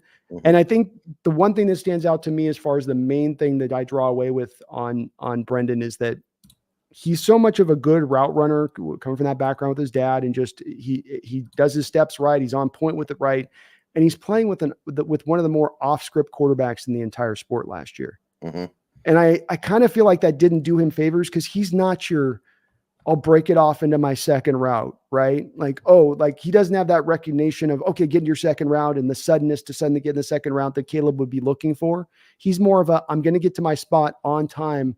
You hit your back foot, get it to me, and I'll be effective in that role for you. And I think he can round into becoming a solid starting number 2 in this league. I think he can. I don't think he's ever going to be a number 1, but I think he'll be at his best with more of a quarterback who plays on time than one that plays off script.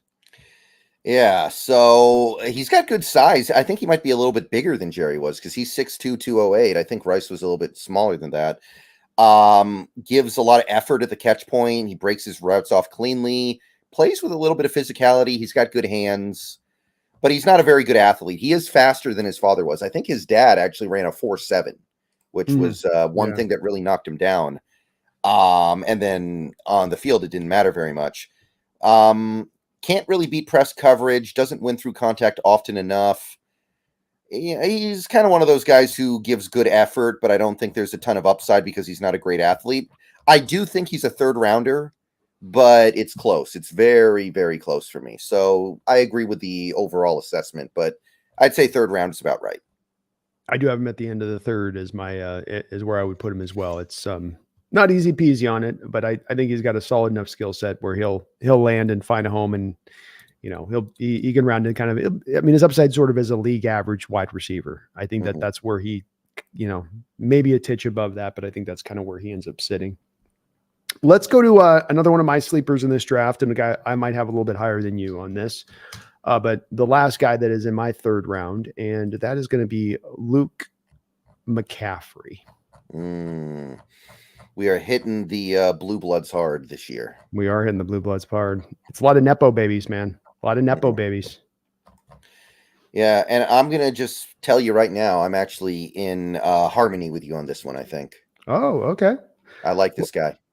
Well, because he's asleep, let me lead with this one a little bit and see where you're at with it. I see Luke as a lot more of a closer guy. Of course, he's from the McCaffrey family of Ed and Christian McCaffrey, the son, who's a running back out there in San Francisco. Luke is at 6'2", not quite as big as his dad, but he's more like his dad than the brother is, in my opinion. He is he's a pretty good route runner. He started out his career as a quarterback, I believe. And so he's kind of new, even though his dad's got that background, and, he's no doubt worked at being a receiver since he's probably 3 years old at times, right? His dad's in the background, like, hey, run routes, kids, really good footwork at the line of scrimmage. He can stack cornerbacks on the back of the footwork alone, just beyond his speed and acceleration, because it's like he's got those ladders, footwork drill things. You can see he's been doing that stuff a ton because he can just set guys up in a really nice way. He has got a little bit of a rounding out in the in-cutting routes, but otherwise most of his route running, I think, is pretty solid. His hands, I think, are really great. He's also like his dad in the respect of his dad was one of the more tougher guys at the receiver position. He'll make a catch and take a hit. He'll reach up his hands, and these guys never know what alligator arms are. They're always going to extend out there and try to make the grab, and they'll take the hit if that's what's to come. And he's got that same kind of toughness, I thought. But I do believe he's an inside-outside guy, even with the 30 and 1/8 inch arms, Brendan, because of the good footwork at the line of scrimmage. And just understanding of how to play the position, I think is going to allow him to still be able to operate on that outside. Kind of like Lad McConkey a little bit. I know that's going to like him, but again, just their ability at the line of scrimmage to get free sometimes, I think, will help them out to be not just relegated to the slot. And 19 touchdowns over the last 2 years. So a big play threat, a red zone threat. Also another little thing that stands out to me with him. Gives you some yak too. I was surprised with that. I thought with some of his skill set, he's a little upright like his dad. His dad was like a ironing board in his back, kind of upright. And he's got a little bit of that too, but he's actually able to give you some yak as well. Yeah. The thing for me about McCaffrey is that he's new to this position. He was playing quarterback until 2 years ago, right? That's right. So the stuff that he's not so great at should come. It's like Woolen. It's like the stuff with Reek Woolen, where when we drafted him, we all thought it was going to take a while because he was new to the position. So I look at some of the things that he doesn't have. He doesn't have the gear shifting speed that I like. He doesn't have the ball tracking skills that I like. Those should get better. And he's already got good hands. He's already got good route running ability. He's got great focus when the ball's coming in. He's got a big catch radius, even though his arms are short. His change of direction skills are great. He can make catches through contact. I'm like, this guy should get better over the next couple of years because he's still learning how to play the position. So I'm a third rounder on him as well. Yeah, I agree with all your assessment. And we've got a track record at times of guys moving to different positions like this, and that upside continues to come with time. We're just you can't say, well, they're a finished product coming out. There's some really, like Roland, you mentioned Trayvon Diggs was a guy that in Alabama moved over from receiver to cornerback. I mean, even Will Disley was a guy that had 1 year and came here and he was really good. I mean, had he not had those injuries, he might have been a fantastic tight end if they hadn't robbed him a little bit. But like quite a bit, Luke McCaffrey's game. Who else do you have in your third round? I actually have quite a few guys. They're mostly guys that you have coming up, I think, in a little bit here. But I did put Troy Franklin in my third round. He was kind of a tough one, but I ended up throwing him in the third. Good route runner. He's got a lot of little tricks he busts out. Like he's like an Allen Iverson almost, shaking these defenders with like a crossover move, with like a fake. He's got a lot of little tricks in his route running game. His top speed is good. Good after the catch. You have to be at Oregon because that's all they do.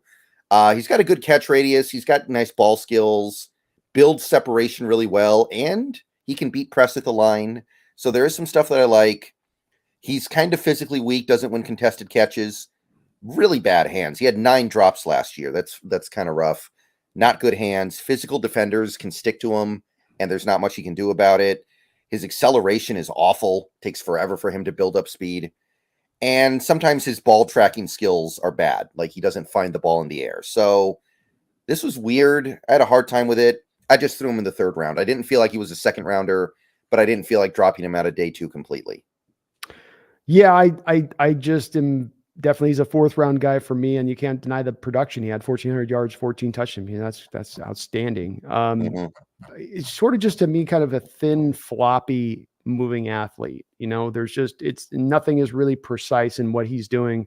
I go back to the combine when he's running the gauntlet drill, and they throw the catches to the guys like this. And they even did an overlay of showing it at the combine at the time of receivers running and catching, where they're running in the straight line, making the catch. And with him, he was weaving back and forth on every one of the catches. The ideal is to run the straight line as you're making the catches, but he was like, his legs just don't talk to his hands kind of. And the drops part of it was a big thing for me. And if you're a receiver that can't catch, or your hands are fighting you, and when I watch him, you can see it when guys are having their hands fighting him, where they're not sure, going, and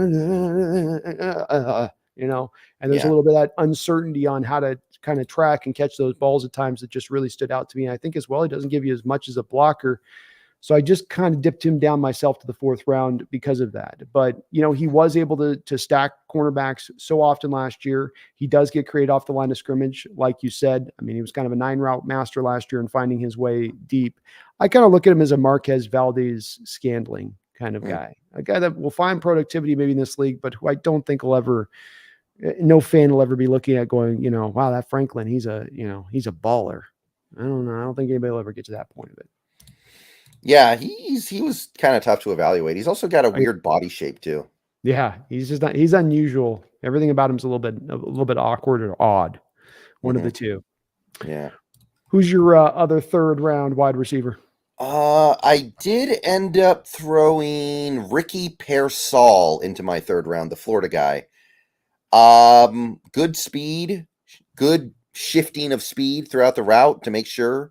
He's always got that extra ability to build separation. He's got good ball skills. Overall, good hands. Only 3 drops over his last 100 catches. Uses a lot of little tricks to shake the defender when he's running the route. Like he's really good at using other defenders as like a natural pick play almost. Also, you can use him on trick plays because he can throw the ball. You can do the Philly special stuff with him. Probably only going to be a slot receiver at the NFL level. Press man's going to eat him up. Really kind of struggles against man, which is disappointing because he does have good speed, but he doesn't build up to that speed very quickly. So man defense can kind of get stuck on him. Small catch radius, struggles through contact. So I think the big boards right now all put him in the second round. I ended up putting him in the third because I feel like there are some clear limitations here, but I still like him. Yeah, one of the receivers that you're right. There's a lot of hype to him as a receiver, and you've got to give him a little bit of credit. He's one of those young 20 or 21-year-old cats. So he's not an old prospect coming out. I'm not as hot to trot on him. He had probably the catch of the year last year in college football with that one-armed, I think that is elevating him a little bit. Like the Odell Beckham catch did for Odell. I think it's at times with Ricky and his prospect status has elevated him just a little bit too. He's a guy at 6'1" to me, Brendan, that plays like he's 5'9". Does that make sense? As far as he doesn't play as big to his size. And I watched 3 straight games where it felt like 65% of the snaps where he's going in motion prior to the snap, comes off the snap, and then runs as an orbit kind of flat route for the quarterback, where he's just not even running around, just running out over into the flat and then just sort of standing out over there. And I just went through and I go, he only had 3 carries in college. So you can't really use him like a fly sweep guy out of the slot in there. He's not that dynamic with the ball in his hands. I didn't love his route running. Didn't love him as a contested catcher, really. Don't think he offers much yak, which is a problematic for a guy that's going to be in the slot long-term, I think. I can see that his testing numbers were good, but I just didn't feel it on the field with this guy at all. I have him as a 5th round guy because that youth and how he tested, and because it's not his fault he's being asked to run the orbit motion flat route all the time like he was, but it also doesn't help my evaluation in trying to determine how you are and what you are as a route runner. So I'm a little colder on him, I think, than many more people. Mm-hmm. I could see that. Who else do we got in the 3rd round for you? How about Devontae Walker of North Carolina? The guy catching passes from Drake May. Decent size, and he's a burner, 4'3", 640. Very explosive, jumped 11 feet 3 inches on his broad. Disappointing production in 2023. I think that's kind of dragged him back a little bit. A lot of the big boards have him in the 3rd or 2nd. I think that he would have been a clear 2nd round pick if he had just had a bigger season. Still a lot of touchdowns over the last couple of years. 18 touchdowns on less than 100 catches. Really good running deep routes. He's a burner deep down the field. Big catch radius. Fights through physical coverage. Builds and holds separation. Wins 50-50 balls. And he's an explosive big play machine. Route running, not so good. Needs to work on his routes very badly. Footwork is sloppy. Ball tracking over his shoulders, not all great, which is disappointing because he's really good running the deep route. Sometimes he's not so good at actually catching the deep route. Didn't build on his production in 2023. He's also dropped 10 passes over his last 100 catches, which is more than you would like. So I kind of feel like he's a really good athlete who doesn't totally grasp how to play receiver yet. But if he can refine his routes, refine his hands, and just basically learn how to play receiver, I think he could be really good, but there's no guarantee of that. So I went with round 3 on him, and it's kind of a late round 3 for me. Dipped him into the 4th round. And boy, the way you talked, I would have had you put him more at the 4th round of the way you spoke about him, because I think it's accurate to what he is. And that here's a guy that, he'll give you the $1 million move with a 10-cent finish on the end of those 9 routes where he stacks the guy, he gets separation, the ball is coming in accurately from May, and dunk, it dips right out of his hands. Those are catchable balls he's dropping. It's not necessarily high degree of difficulty catches here. He is built like you'd love an ideal receiver to be built, almost 6'2", with the 4.36, 154, 10-yard split, almost a 41-inch vertical leap.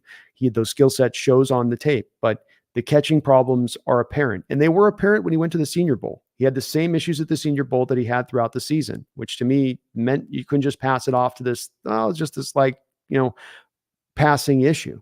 So you have a receiver that has really 3 main detriments working against him here. Doesn't catch particularly well, doesn't run particularly good routes, and he gives you 0 yak. It's hard. I do put him in the 4th round because it's a little bit like Parasol, where you're like, well, the physical potential just is so much what it is. He did have the better year the year prior to that. But boy, if you're a wide receiver with those 3 things missing in your bag coming into the league, it's going to be a long road, I think, for you to get to that place. And the physical skill set's there, Brendan, for him to do it. So, if you can get this guy and sit on him for a year and give him the time, he should have kind of gone back to college for another year, quite frankly. And he probably would have elevated himself up even to 1st round potential status if he could get his hands right. But I'm worried about him on the bust factor with him. And the whole pre-draft process with him has been pretty, outside of the combine, of course, but just the Senior Bowl and that week of practices and the game itself just wasn't the best. Yeah, I can definitely get that. It's a potential pick. It's a project pick, but I see the talent. I see the talent all day. Talent's undeniable, no doubt about that on that side of it. Any other 3rd rounders for you? I had one more that was tentative, depending on the medicals. On the meds? If Anias Smith comes back with clean medicals, I would take him in the late third. Because in 2022, he looked really good, and then he fractured his leg, and he just didn't look as fast last year. He was still pretty good, but he just didn't have that upper level speed to separate. So if you believe that he's going to get back to what he was in 2022 physically, then I would take him in the third. But if not, I don't think I can do it. So I liked his game, especially before last year. Great after the catch, fluid when running routes, should be a good punt returner in the NFL as well. Plays through contact, finds those little tricks in his route to build separation. Not a big catch radius, admittedly. Off-target throws are a no-go. Does some dancing in the open field on offense. That's usually a running back thing, but it actually, I think, applies to him a little bit. And again, it's just, what is he now after that big leg injury? Because last year he didn't look as dynamic. So if you think that he can get back to that, I think he's worth a third-round pick. I definitely like him in the fourth round. I got him as a little bit of a smaller version of kind of a smaller version of a Golden Tate kind of in his game, where there's a little bit of a running back kind of movements to him after the catch from the slot. Is, like you say, it's small with the 29-inch arm, so you are on the slot, and the catch radius is pretty minuscule when it's all said and done. But he's got electric moves out in the open field. Nasty, absolutely nasty cutback move. He's got a secondary spin move that's really effective too that he can call upon. He also is a good punt returner. He's got a couple of touchdowns in his career as a punt returner. So I think that there's another element that he brings to you, for that. I love his yak. He'll be a great fly sweep, bubble screen guy. I see him as a guy that could probably round into being like a league average slot, in my opinion, Brendan. I don't think there's much more upside for him beyond that, which is why I put him in the fourth round. So I think as much as that you know where his floor is at, I don't know if I know as much as that there's a real high ceiling there either on the other side of it. Yeah, he is probably a slot guy. I totally agree with that. But I like his toughness. That elevates him a little bit for me. But again, I don't know what the medicals say. Definitely tough, man. He runs hard. He's one of those hard running receivers in this draft where he's going to, in that Malik Washington, in that Malachi Corley mode of things, he's definitely, right in that area of things where just because he's a little undersized, he's got a lot of fight in him. Well, who's your first receiver in your fourth round? Well, I haven't put things in the exact order yet, but one of the guys who would be near the top of my fourth round. Let me pull him up here real quick. We already did Malik Washington, right? He was your second round guy, right? Yes, we did Malik. Okay. I had Javon Baker here. You want to do Javon Baker? Yeah, UCF? That's the next guy on my list for sure. Good size. Didn't test all that well. Mediocre at best combine. Pretty much every big board has him top 100, though. There's like consensus that he's a third round guy. Real productive last year. He's a hands catcher. He's a natural hands catcher, which is good because he also drops a lot of passes. So you hope that's something that can get better. It's not like he's letting the ball get into his body. Shifts rapidly between speeds. He's a good off-script playmaker, really good at being able to do things when the play breaks down. Plays with physicality and great strength. His route running is good, really good tracking the ball in the air. Too many drops, doesn't always hold the separation, doesn't run block. And he doesn't have the athletic ability to overcome his shortcomings. So I like his tape. I don't like his traits so much. It's one of those things where he's kind of fun to watch on the field. But then you look at his traits and you're like, this isn't much. I like his route running. A lot of guys in this draft don't run routes that well, I feel like. So I can't put him in the top 100. I put him in the early fourth round because I think there's a clear ceiling. But I do like him well enough. I think he's an NFL receiver, right? Like this is definitely a guy that you take in that fourth round that you have really a high degree of confidence that he's going to make the roster, whether he's really highly impactful or not. This is a guy I don't think that's got the big bust factor to him and what you're bringing with him. Is that fair? Yeah, he'll make the NFL. Big, like you said, big play guy, 22 yards a catch last year on those 1,139 yards, which is outstanding. He's just so smooth and fluid to me, Brendan. Right? There's some guys that are like Troy Franklin, for instance. Like I said, everything's kind of floppy and there's wasted movement. And with this guy, everything is just smooth and easy and steady. But a big play machine just has just a real knack for taking the top off the defense and finding a way to stack cornerbacks, even when they're playing in off coverage, even when they're seemingly playing cover 3, he will still find a way to get up on top of them over and over again. And he just always has the cornerbacks guessing because his route running is so good off of those 9 routes that they never can just sit on that one route and say, well, this is all you kind of got.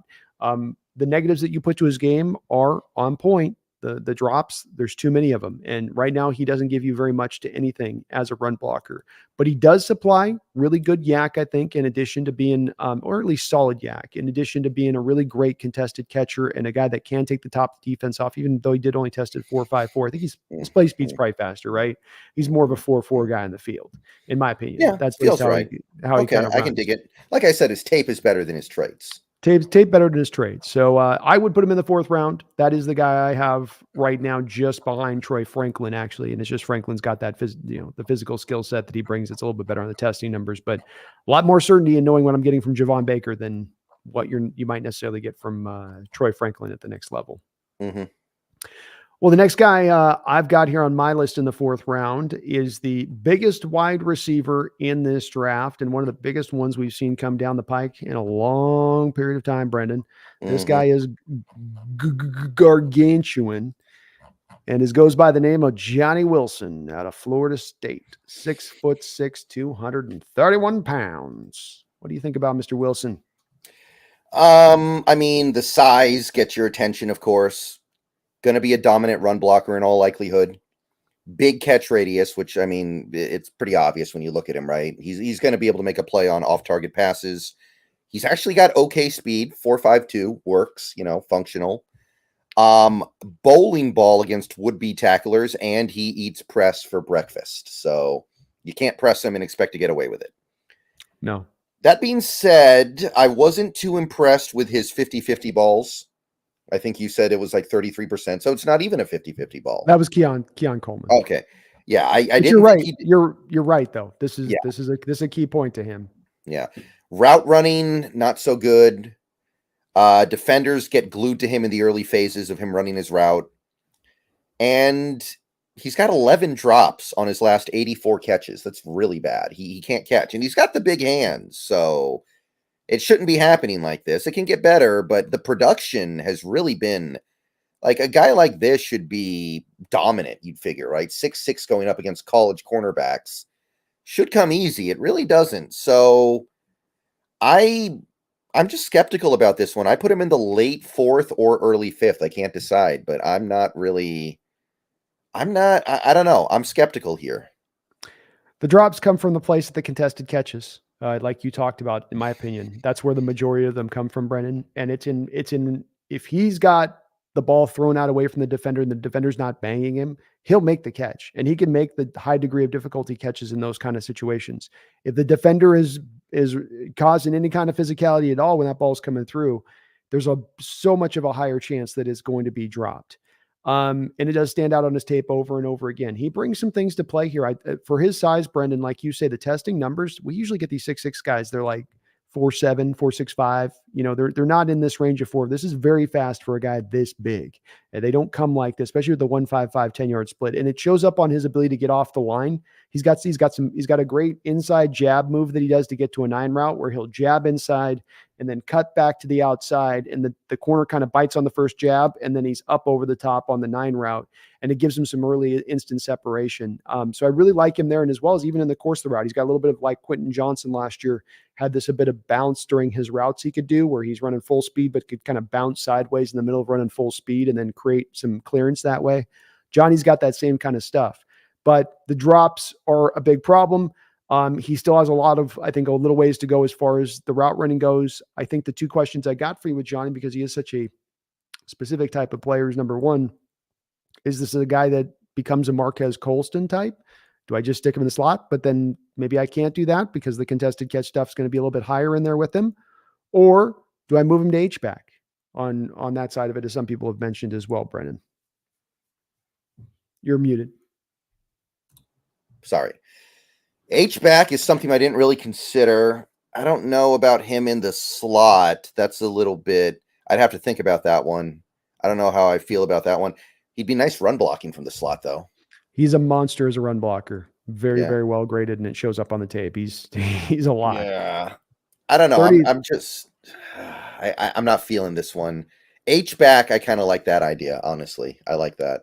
Well, I'll tell you what, he'd be the best moving H-back in the sport if you could get him to slide into that role. But, and that's where I usually don't do that with receivers, Brennan. You know, I usually hate to think about that. I'm always like, well, too late to transition a guy like that. But you do look at him and you go, yeah, but he is such a good run blocker already in there.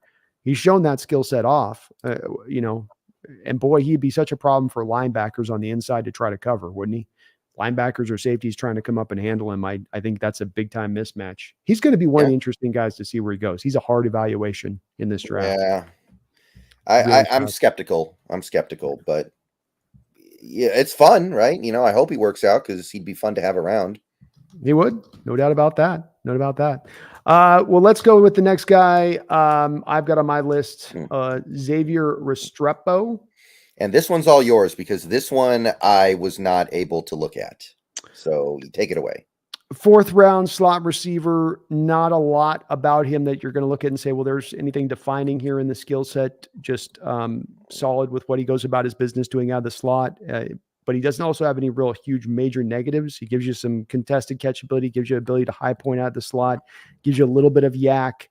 But there's no real defining trait. He's not necessarily uber quick or uber fast or just a great contested catcher. He's kind of just a boring slot a little bit, but I couldn't find any, it's as much as I couldn't find any real negatives to his game. He's even a little bit of a blocker at times in what he does that I liked. And so I just ended up putting him in that spot because I thought that he'll be at least, I think his floor is pretty high as far as long-term goes. Okay. All right. I'll take a look at him between now and the draft for sure. I got free cycles. Yeah. And was he really? Yeah, he's not. I thought it was regard the 5th receiver. I think he's actually coming back to college football. I might be wrong on that one. So there's a reason you haven't watched him. So I got to take that one off my list. Okay. That's my bad. If true. I mean, it's kind of weird we don't have more consistent information about this. There should be like a master list. Well, like with him, he didn't announce until like late February. A lot of these guys waited until very late in the process to finally declare. So it's you sort of get into the scout and you got to pull them late on it. Well, let's go to the next guy I've got on my list. Another slot specialist, which would be Jaquan Jackson. I did look at Jaquan. I do have him. Slot guy, good speed, but not really too much else. He's not explosive. Didn't test that well at the combine. Decent production the last couple of years, nothing over the top. He would be one of Michael Pratt's guys, right? Because that's Tulane or Toledo. Wasn't he Memphis? I think Michael Pratt's Memphis, isn't he? It's either Tulane or Toledo. I can't remember for sure. I've watched so much tape on receivers lately. I can't remember who's catching balls from who anymore. I know it all runs. Tulane. He was Tulane. Okay. Yes. So good. Jaquan Jackson catching passes from Pratt. He's got great top end speed, builds separation reliably, gets through his routes quickly, deadly in the open field with the ball, and he offers value all over the field. He's running routes short, intermediate, deep. So good stuff with there. Gonna be a slot guy only in the NFL, I'm sure.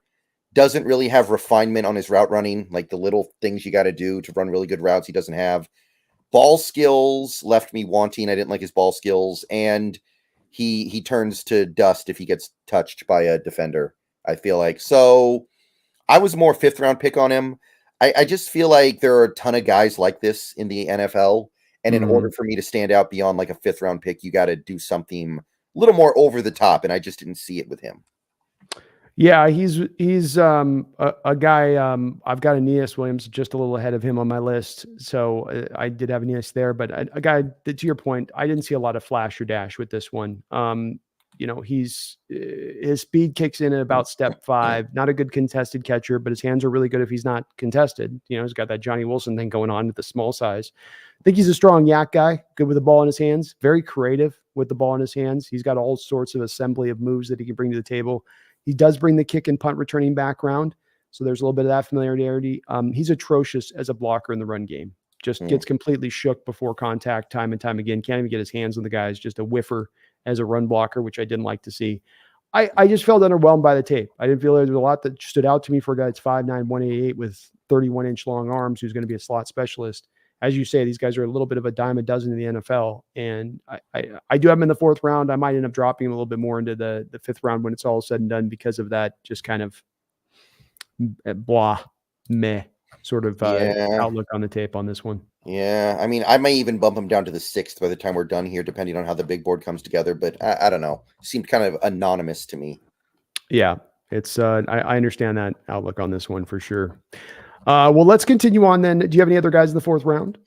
I had a few, including I think one guy that I'm not sure if you've had a chance to look at, Cornelius Johnson. I don't think I've had a chance to see Cornelius. He's Michigan, one of the Michigan guys. Not as of yet on that one, have I seen? Yeah. Tested fairly well at the combine. He's got NFL size. He's 6'3", so nice and big. Great run blocker.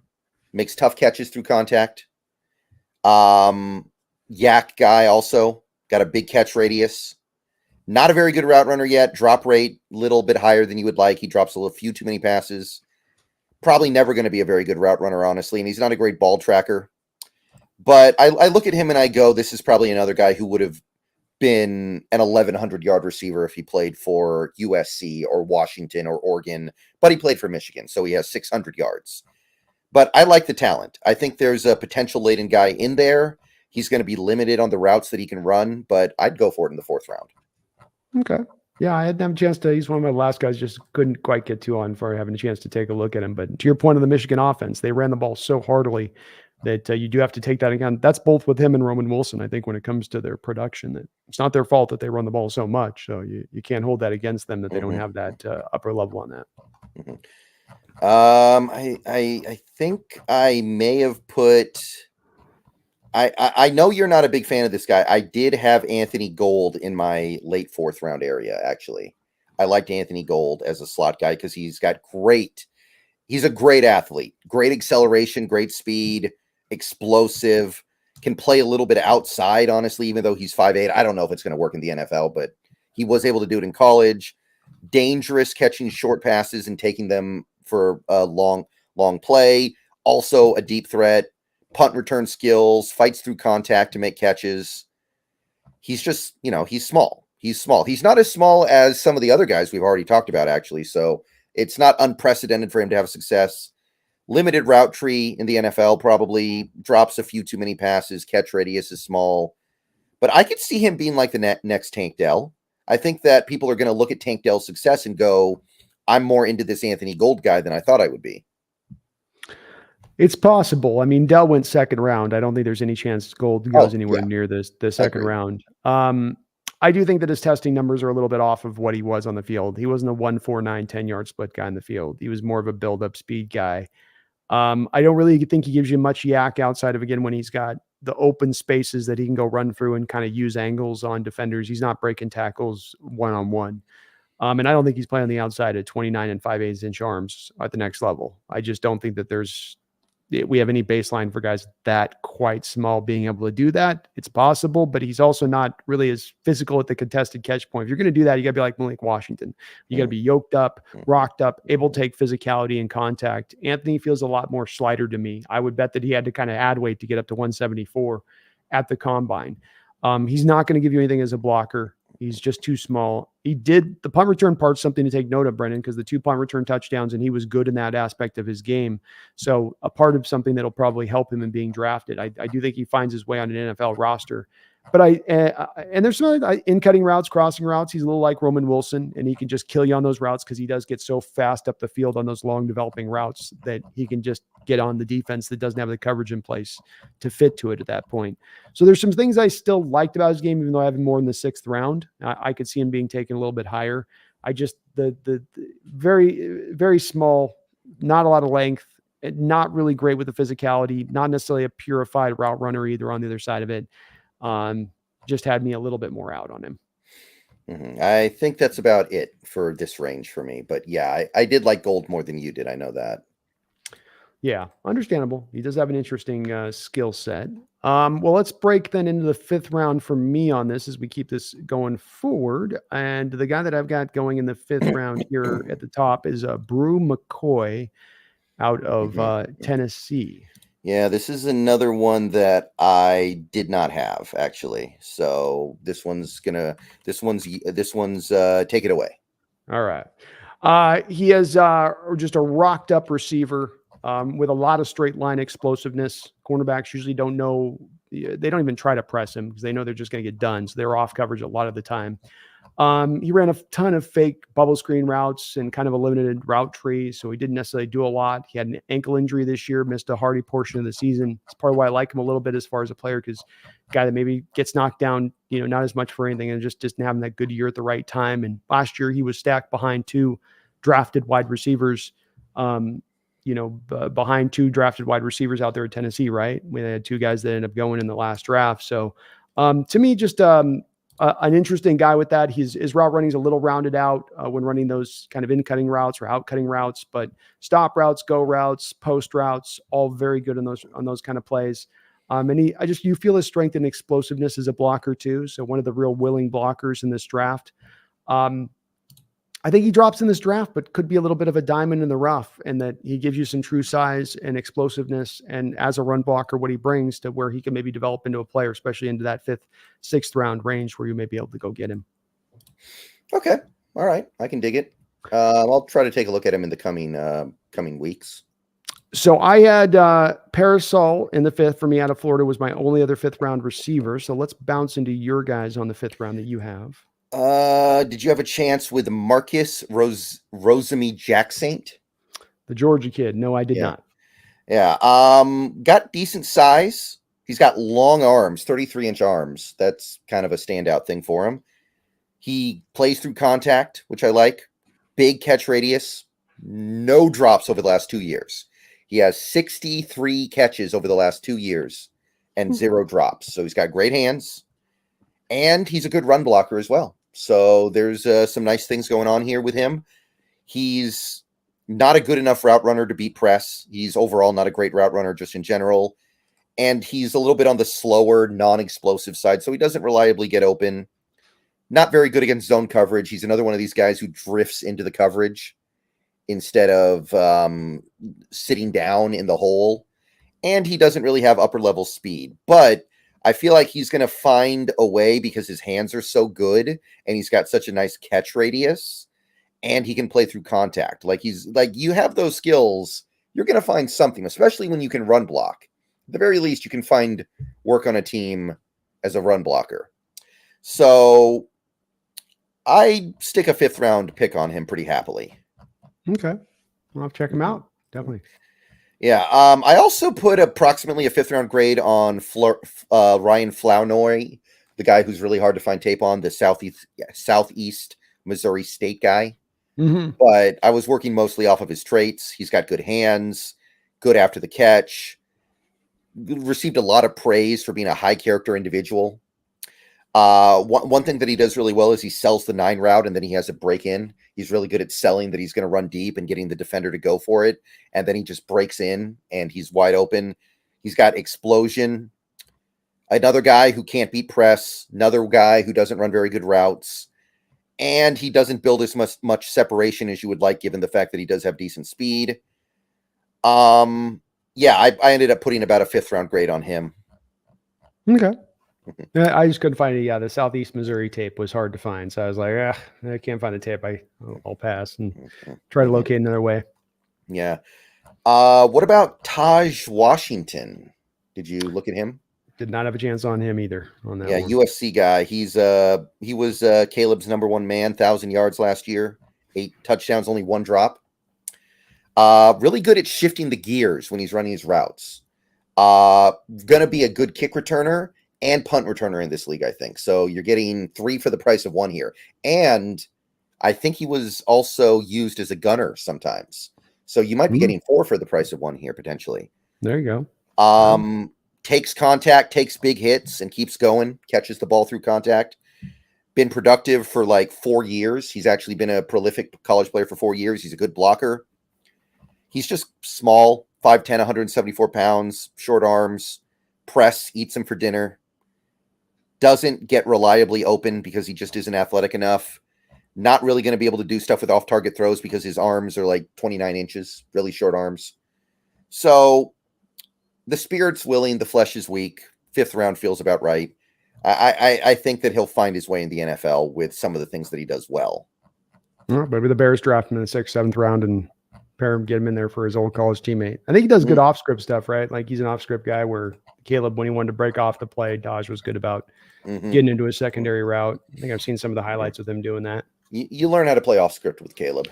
You do. You better. You ain't getting any catches if you don't.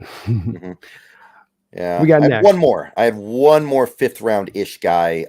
Bub Means. Pittsburgh. Yeah. All right. Hell of a testing numbers for him. Yeah, great testing numbers, good size as well, long arms, 700 yards last year. Very hard to find a guy this late in the draft who has this size, length, speed, and strength and explosiveness. Good at beating press, good big catch radius, good with yak, has ability to burn over the top. He's not a very good route runner, doesn't disguise his intentions all that well. He's kind of easy to read what route he's planning on running. Minor effort concerns. Some questions if he's always given 100% out there. Run blocking's lazy. General receiver technique is unrefined. He doesn't know how to get leverage on defensive backs, stuff like that. But he's really talented. And if you can get him in the 5th round, I'm signing up for that one. Yeah, I got a little bit of tape on him that I watched to a degree, and I did like the skill set he's bringing. Like you say, at the size he's getting and where you're getting him at in this draft, unique for some of the other players that you'd have an opportunity to get here, which is a little bit more of the slot guys or undersized guys. Really long catch radius, big catch radius, suddenness for his size. I thought the testing numbers matched to what you see from him on the field. He got better as the year went along. Based off of what I saw with the numbers and looking at the PFF scores, it seemed like he just got better and better and better, which you always like to see with guys, especially as their prospects kind of onward and developing. So I'm kind of intrigued a little bit about this guy. I've got him kind of the sixth round, but if you took him in the 5th, I'd understand with his skill set and some of the unique ability he's bringing for where you're getting in this draft at that side of things. Okay. I dig that. I think that's about it for me. And then 6th, 7th roundish. Let's get into that. I'll get in with the first guy I've got on my list, and I don't have actually a lot of guys left after this, just 2 on my list left here, Brendan. And the first guy that's going to be on the list for me here is going to be Isaiah Wilson out of Isaiah Williams, sorry, out of Illinois. Isaiah Wilson moving to receiver would be a sight to behold, though. Yeah, that would be a sight to behold. And I have not had a chance at Isaiah Wilson yet, so. There's not a lot here. He's a 5'9" guy that runs a 4.63 with a 1.59 10-yard split. So, if you want to look at kind of like capturing sort of the essence of the kid a little bit there, he's a yak guy. He's kind of got those joystick kind of moves to him a little bit in the open field for a yak guy out of the slot. But he just is missing some of the speed you're looking for and quickness you're looking for. It's not speed, it's quickness and speed. He's got the change of direction. He's got the ability to do some things as far as in his route running. But you just feel the lack of the speed there at him. That's why I've got him more the 6th, 7th round. He could maybe be a guy you get as a slot specialist who's just a player on the field once you get him out there, that he plays faster than the testing speed. It didn't seem like that to me on the tape, though. But a guy that has had a couple of years of good production there. And the yak that he brings, he's one of the better yak guys maybe in this draft from the slot. And that's saying something with so many really, really good yak guys. But I think that he's got a really low ceiling as far as ability, and even the floor is not necessarily even going to be rounding into, I think below league average slot is where I kind of see him as being long. Okay. All right. Next guy on my list, I don't know if you said you had seen him or not, was Whittingham out of Texas. Yes. The running mate. Is it Jordan Whittingham? Yeah, Jordan Whittington. It's not Whittingham. Sorry. Yeah. Whittingham. Get to my notes here on him. Sorry here. 6'1", 205, 30 and 5 inch arms. What are your thoughts on him? Good size, knows how to use it to win physical battles. He can take contact and keep going. He's not afraid of getting hit. Nice misdirection he uses on his routes. Again, it's that whole idea of almost playing it like you're a one-on-one basketball player trying to get open. Throw some blocks to spring the run game. Good blocker. Good hands as well. Relatively speaking, I'd say his hands are good for this part of the draft. Probably only going to be able to be in the slot in the NFL. He's going to be a slightly oversized slot. Doesn't really have NFL caliber speed or burst, so defenders can cheat up on him and not worry about it. doesn't move fluidly. It looks a little bit awkward on the football field. And while I can't hold it against him because of who he's behind, he just didn't produce that much in college. So I think he might justify a 7th rounder, but I'm leaning a little more UDFA. I find myself in the UDFA stats on this as well. I'll mark him as a 7th rounder, but if he fell out of the draft, it wouldn't surprise me. The speed, he's got a little smidge of quickness, and then the speed is very limited as far as top end goes. So he's a slot with plus size, essentially, is what he's bringing. Overall, there was just something about his game that felt tentative to me. Like there was a lack of aggression in attacking the ball, lack of aggression in how he ran his routes. I just, didn't feel it with him as far as the energy goes off on the field and what he was bringing. And so a guy that I just think is going to be a little bit limited at the pro level. And there's so many other slot guys in this draft, with it being a loaded draft with slot wide receivers. Hard to see him finding, to me, a spot on an NFL roster when it's all said and done. Yeah, I think he's got an uphill battle to make it in the NFL. Yeah, it's going to be a bit tough. Who else do you got in your 7th round category? Did I have anybody that we haven't covered yet? Hold on 1 second here. Lideatrick Griffin, and I have no idea how to pronounce that first name, but it's the Mississippi State guy. Lideatrick Griffin. Yes. I'm going to go with. He's a 6th rounder to me or so. Should be a good returner in the NFL. Good in open space.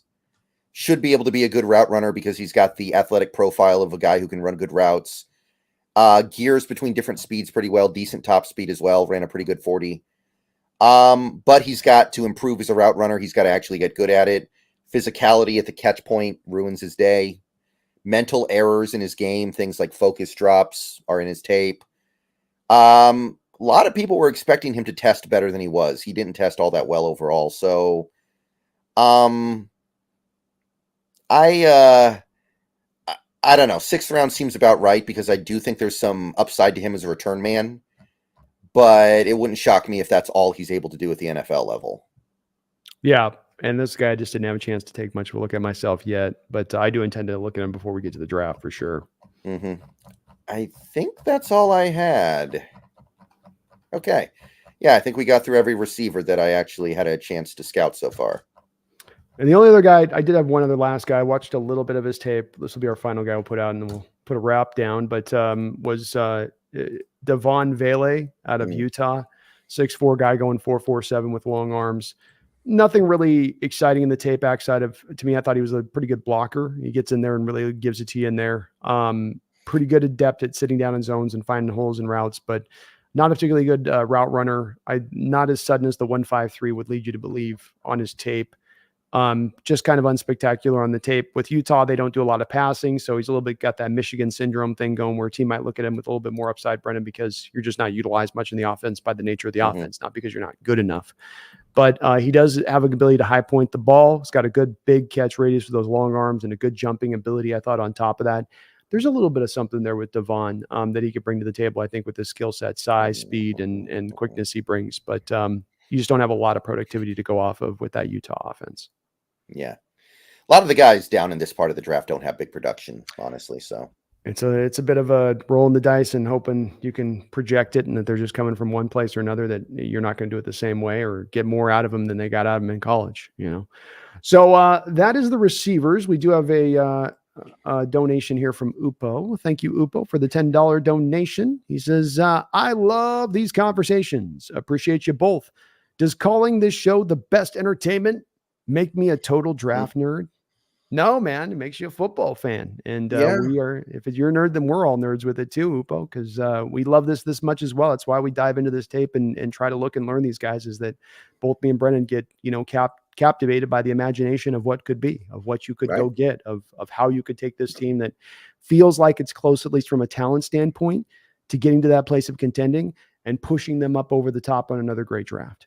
And that potential just seems to always be looming there. And that's part of really what does get me excited inherently at this. This is different than the free agency period. Free agency, you're not going to necessarily do that type of stuff. It's in the draft. You get that done. And it'll be interesting to see if we can do it for a third straight year this year, Upo, but not at all, man. Appreciate the love though. Thank you. Appreciate that. Thanks, Upo. Well, we got through all the guys here, Brendan, and thank you, man. Upo, you're awesome. We got through all the guys in this draft at the receiver position. It was 41 receivers at the combine, which is why it's hard for me and Brendan to get through kind of all these guys as we're trying to also be scouting the rest of the positions in this draft. It can't be just all receiver, but there's a lot of really good talent. You can get it both early and late. It just depends where. I do think there's a chance the Seahawks do look to draft a receiver in this draft, Brendan, because of the fact that there is so many in this, not as much as it being a need, but just because there is so many. And especially if John's looking to target maybe a returner type guy with that skill set on that side of it, one of these guys could become that target as well. It was reported earlier today that Chenault has a mostly guaranteed contract. His contract's basically fully guaranteed. So it doesn't seem like we're planning on not having him, which I think reduces the chance of a receiver making the team. So certainly does. If you're trying to add another receiver at this point, you're probably thinking Eskridge and Derek Young are going to go. That's right.